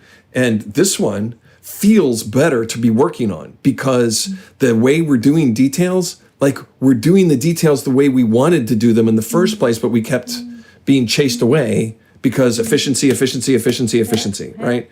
The dashboard said, well, don't focus on that. You focus on that, right? And it turns out that you can build these buildings for the same cost that we're building for code or we're building to LEED. Yeah, but your maintenance costs and your running costs will be, They just tanked. Now, there's another problem that starts emerging in this conversation that all of us who own old buildings get to sit on our laurels and go, pfft, and it's called embodied carbon. So the idea is that your home was built 100 years ago, and so all of the energy that went into building, factories were churning out materials and sawmills were running and trucks were running back and forth. Emissions. You can calculate out that piece of lumber in your ceiling had this level of emissions. The flooring had this level of emissions. You can do all that calculations and it's been done. And what you find out is that older buildings like ours, the amount of emissions that we put out, it's already been spent. It's all done, right? So we're new. So we're done. So if you take the time horizon of a building, say 50 years, or even 20 years, and you calculate out the operational emissions that they come from because Passive House wasn't in play, right? That's a number. And then you build a new building and you collect all the information about the embodied carbon for that building. That's a number. That number is 4 times what the operational window is. So it turns out that building new buildings is costing us emissions in a major way. The good news is that there's been teams of people been chewing on this for the last, 20 years, operationalizing it and making it so an architect like me, when I'm going through all the materials, I can see a rating. Oh, this one has a carbon load here. I picked this guy. And the manufacturers are going, why didn't you pick me? And I said, because your number's not there. And they go, oh, give us a year. Okay, I'll give you a year. Next year's projects. I look forward to it because you guys are aces everywhere else. Yeah, we're there. And that's the thing, man, is like there's so many strings to this that it's just... So will passive houses last as long as mine? Because that's... Absolutely. This house... Absolutely. It's going to stand for 100 years more. Easily, it's like, I don't see why this house would not be here in 100 years or 200 years, right? That's right. Go a couple of blocks that way to houses built in the last 10, 20, maybe even 30 years. Yep. I'm not so sure they're gonna be here in 2050. Right. So that's not a discussion about Passive House. That's a discussion about the quality of the design and the materials that was chosen to implement that standard. Yes. So and you can build crap Passive House that's going to be dead in 10 years. Okay. And you can build I was hoping crap code that houses. would be very much better. And now you're Why another. do people do that though? Well, I mean, to me, it's the time span of the money involved in the project. If I'm an investor and I'm in this project for 2 years, then I'm cutting costs. Wherever I can. Wherever I can. If I'm an investor who's here for 10, then I'll be able to raise the quality level a little bit. If I'm here for 50, then I want to have a serious, what's known as life cycle analysis. Yeah. I want to do the cradle to grave. Right. And the first class I took as an engineer in 1984 was called Engineering Economy. That's my first engineering class, where they take the calculus of finance and tell you that if you build a concrete bridge to cover that roadway today, over the next 50 years, you're going to have 10 maintenance events that cost this much.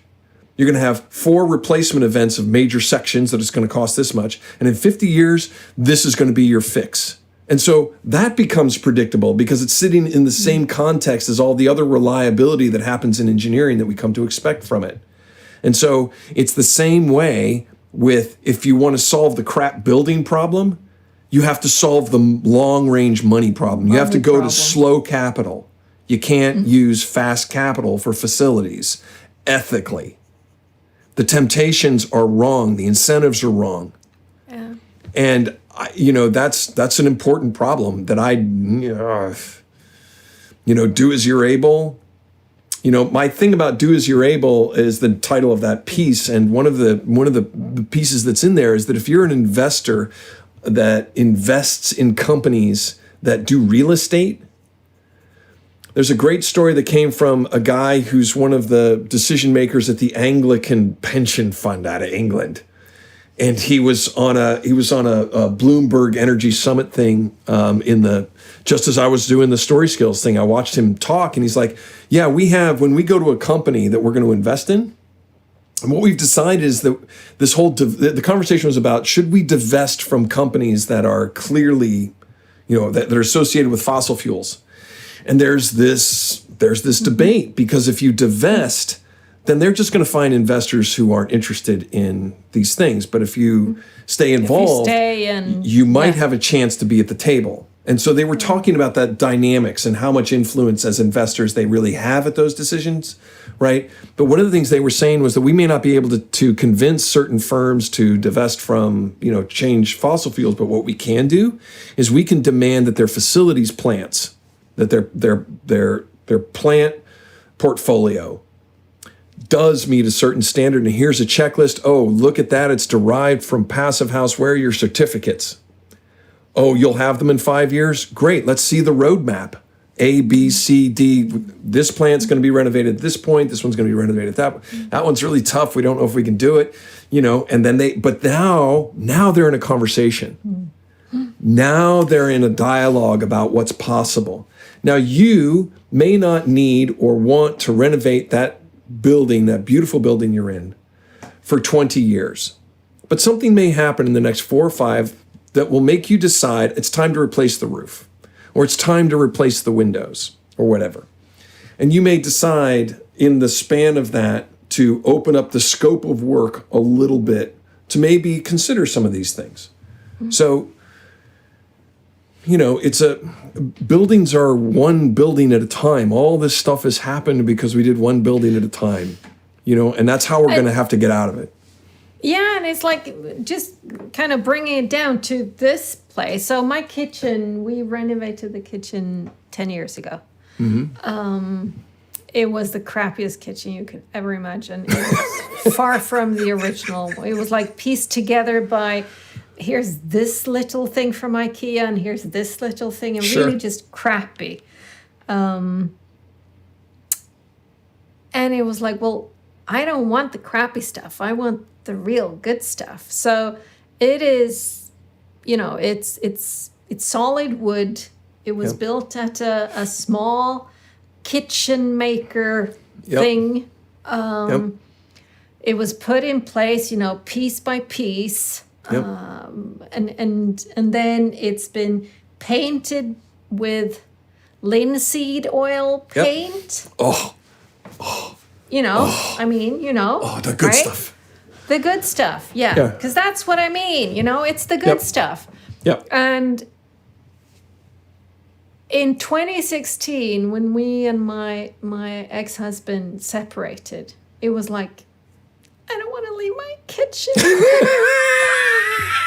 You know, it's my kitchen. I love my kitchen. So luckily I got to stay in the house. I bought him out and it's mine. But the thought has more than once crossed my mind. If ever I have to sell this place, I'm going to fucking have it written in blood that they are not allowed to tear out the kitchen. You know, it's like, it cannot, you must not. I don't want anybody in here that will want to do kitchen and bathroom renovations every 8 years because, oh no, I want them red now? No. No.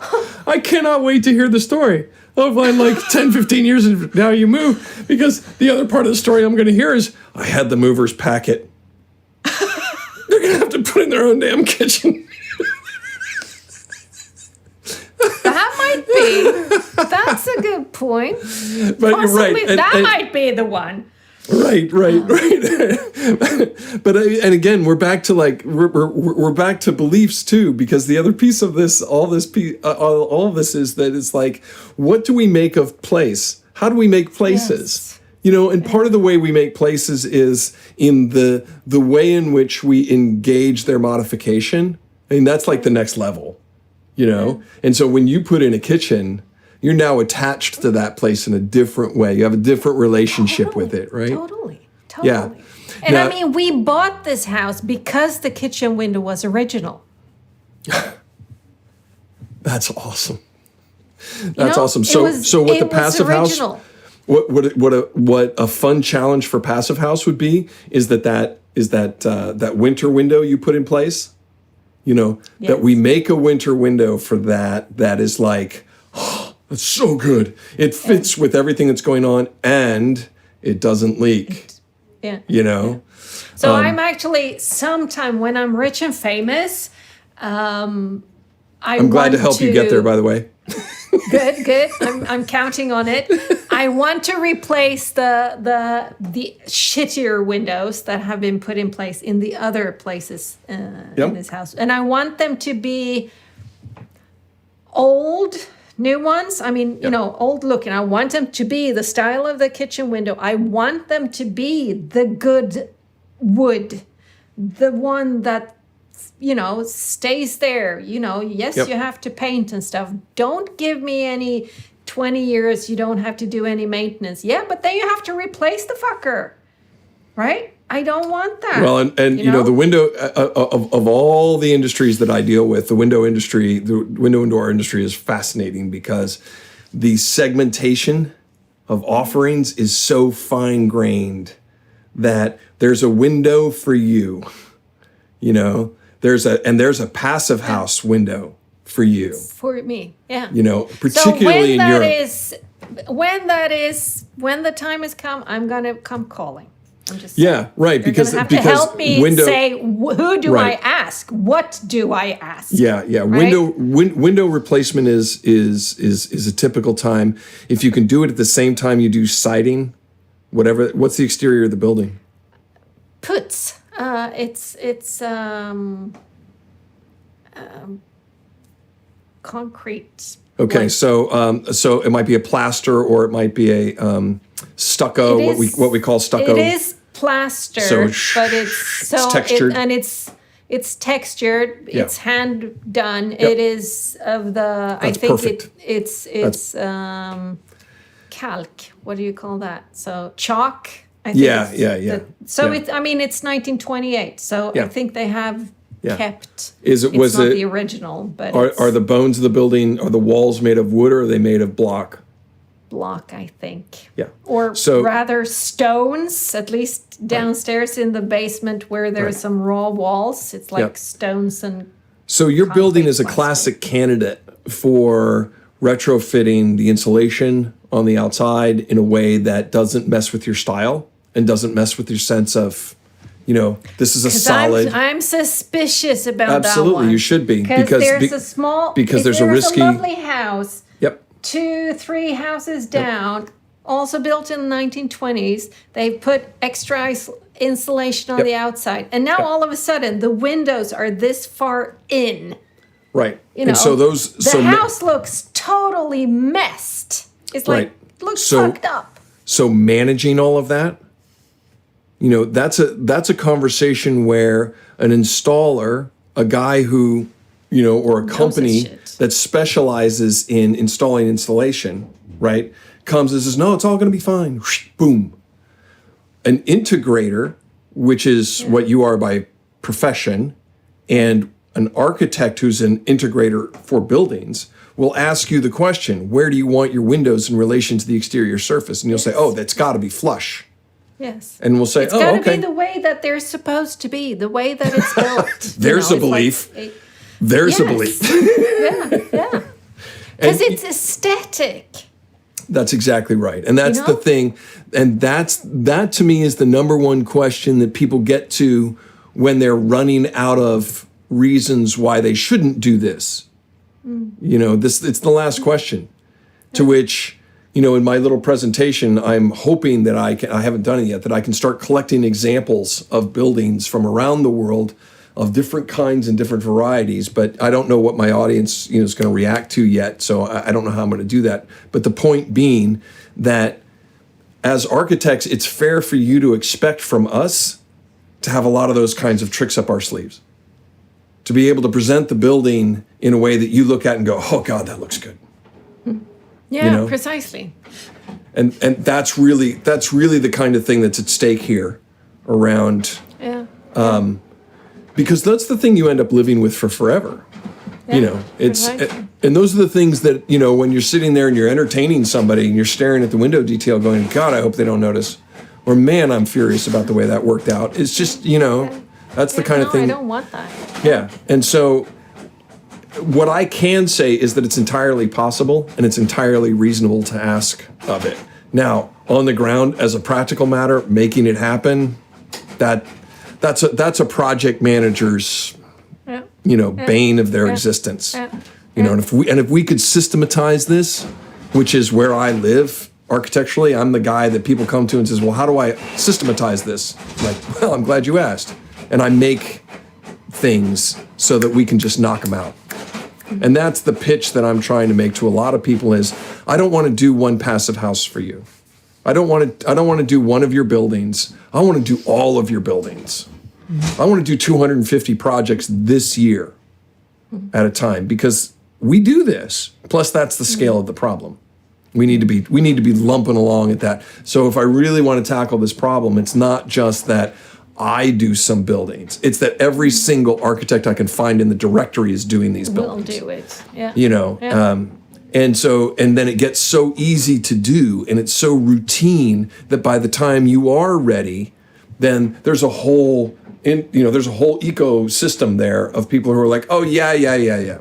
We did that to your neighbor's house down the street and they were so mad because their neighbors hated the way the windows sat in the walls, so we figured out how to fix that. Congratulations. We've got you squared away. Because that's how our industry works, Yeah. So it's Yeah, I had a friend. They had an accident on their wooden floor, so they had a floor sander and putting new lacquer on, etc. They came home, so they were away for the couple of days, and then they came home. It's like, man, it looks weird. They were, like you could see where he put the lacquer on. It's like, this is weird. So they called him up and said, hey, this really doesn't look good. No, I kind of know. I was trying something new. It's like, okay, well, you're going to have to do it again. Yeah, sure, no problem. That story translates in every language on the planet. Does it again. Yeah. And it's better, but it's not good. And I'm going, shitty contractor? Yeah, probably. But it was just so interesting. Yeah, I was trying something new. It's like, wait, yeah, sure, but wait, maybe you can at least say something. Isn't it interesting how there's times and places where we want the system, we want the standard, we want between the lines, it's got to be this way, right? Yeah. But then there's other times where it's like, I just like being free and loose and not really giving a damn. I'll do whatever. Yeah. I'm dancing, right? And we look at the system sometimes because we want that, right? But really what we need to do is just, the system will work or it won't. Yeah. That's why we call it risk management. Yes, precisely, which is one of my pet peeves. But also the ability to ask questions. And if the people who are hiring you don't know how to ask the questions of you, then you fucking have to ask the questions of them so that they understand. Well, I don't know this. What do I want? Yeah, right? And I think that I can get my pissed ethic about that. Right, and the way that I've organized my consultancy, and I'm guessing you too, is that your intake process, your process of validating requirements and exploring requirements is relatively rigorous, because the price of failure, the price of missing a requirement, is at worst unknown, but at best, the price of missing a requirement is it gets much more expensive downstream. When we have to undo and redo things, and then nobody looks good, because not only are we having to pay the expense, but now we have the emotional cycle of shame that comes when highly qualified people venture out into the world and have an adventure, but we're in this mental framework of reliability, predictability. It's all, my firm reduces errors by 98%, and so every freaking exchange, every decision, every decimal point on a spreadsheet that should never have gone past 10,000, but you're measuring out to 3 decimal places, becomes fraught. And it's like, rule number 6, stop taking yourself so damn seriously. At the end of the day, my father, I had this period of time with my father where I'm like, what do you mean you don't respect my profession? Because it started with, I was so proud that I got in this contract to work at the Pentagon. And, proud in the sense that, my dad worked at the Pentagon, and I'm going to have this ability, we're going to be able to like kibitz about the Pentagon, right? And he says to me in his sort of casual, I've got 9, meandering conversations going on in my head, of which we're now engaged in number 5. He says, just a building. And I'm like, and so for a little bit of time, I wrestled with, is he like diminishing, what you do? and the next sentence out of his mouth was like, and they're just airplanes. Well, he flew airplanes for the Navy for 20 some years. And then his work at the Pentagon was to move airplanes. He was responsible for making airplanes, and the parts and the manpower were around the Pacific during the Cold War, right? That was part of his task for some years there. And they're just airplanes, and they're just buildings. And it took me a long time. It's just the Pentagon. It's nothing, nothing significant. Right. Yeah. And it took a while for me to understand that what he was trying to get at was, the value of stepping back and taking a look at the long arc is perspective. It's just a building. Yeah, and we're going to make some great decisions, and some wonderful things are going to come out. And if there's some errors, we're all really flexible and responsive people. If there's an error, we're going to recover. We're going to be able to handle these. We have to have some really heavy-duty neglect in order for, some stuff to get to the point where we all sweat and stay up all night, right? We're far away from those edges most of the time because of the systems and the ethics that we inhabit.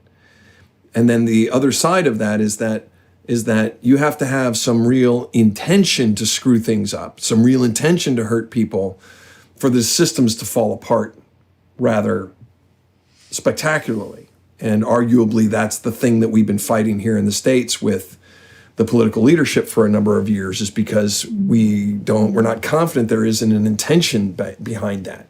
And that's the crisis of confidence that we've been having.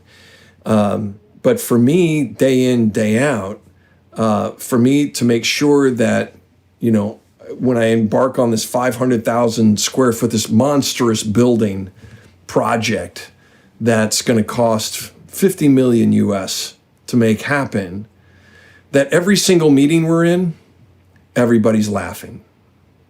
That there's some laughter to it. It's not that we don't take the subject seriously. It's not that we aren't attentive to our ethics and that we aren't systematic and we aren't methodical about what we're doing, because we are. It's just I need us to lighten up. I need us to not be so scared all the time. Yeah. Because there's so many variations and there's so many judgment calls we've got to make that we're going to make better judgment calls if we're able to step back. The real Tankespjarn for that is to be able to have a little perspective, stop taking yourself too seriously. You take the subject matter seriously, but stop taking yourself so seriously. Lighten up. We're doing our best, and we're going to make it work. That's one of the best things about the project that is now, sort of slowly starting up again. It's like we have so much fun. Good. It is laughter upon laughter upon laughter. It's just, I love working with these people. So, my fees are very reasonable. Feel free. I'm happy to come play. Any day. Okay, good. That's good to know. Well, Frank, we're going to have to end now. Oh, here we are again. My oldest needs to come and make some dinner. And we're at 219 now instead of 217. Yes, which precisely, because I was thinking, we'll cut it off at 2, but no, we didn't. And I love the mistake that was made, that we had 58 pages of notes. That was just, I was like, what the hell? That was so much fun. Yeah, precisely. So just for the listener, so Caspian gets these, he syncs the audio, he then puts them through descripts and get a transcript, which I can then sort of check through. And the other not as long conversations have been like 17 pages or 18 pages, that's fine. And then Frank's comes in and it's 58 pages. And I'm going, what? And Catherine went, yeah, I know. It's like, I don't really know how that worked out, but you guys talk a lot. And I'm going, can we talk that much? And I thought we did. And I was busy doing the descript, which is what I call my process of going through it, thinking, okay, I'm coming up towards the halfway post. It's like, I just have another 3 hours to go through the rest, right? When I saw, yes, it was double. So it was 28, 29 pages, which is still kind of a lot. But we'll see how much this one is. It should. Yeah, this isn't a science fiction episode where we've learned how to fold time somehow magically in our. It's like it just timey-wimey just bits. Meandered. Kind of one of those, you get you an start extra folding loop. time together and the words just multiply. Yeah, well. Oh man, what a delight. We'll see. Thank you, I love Frank. doing this. This is great. I love doing this too. It is a lot of fun. Yeah. It is a lot of fun. So see you around. Yep. We'll have a new conversation. I look forward to it. Bye, my friend. See ya. Take care, sweet.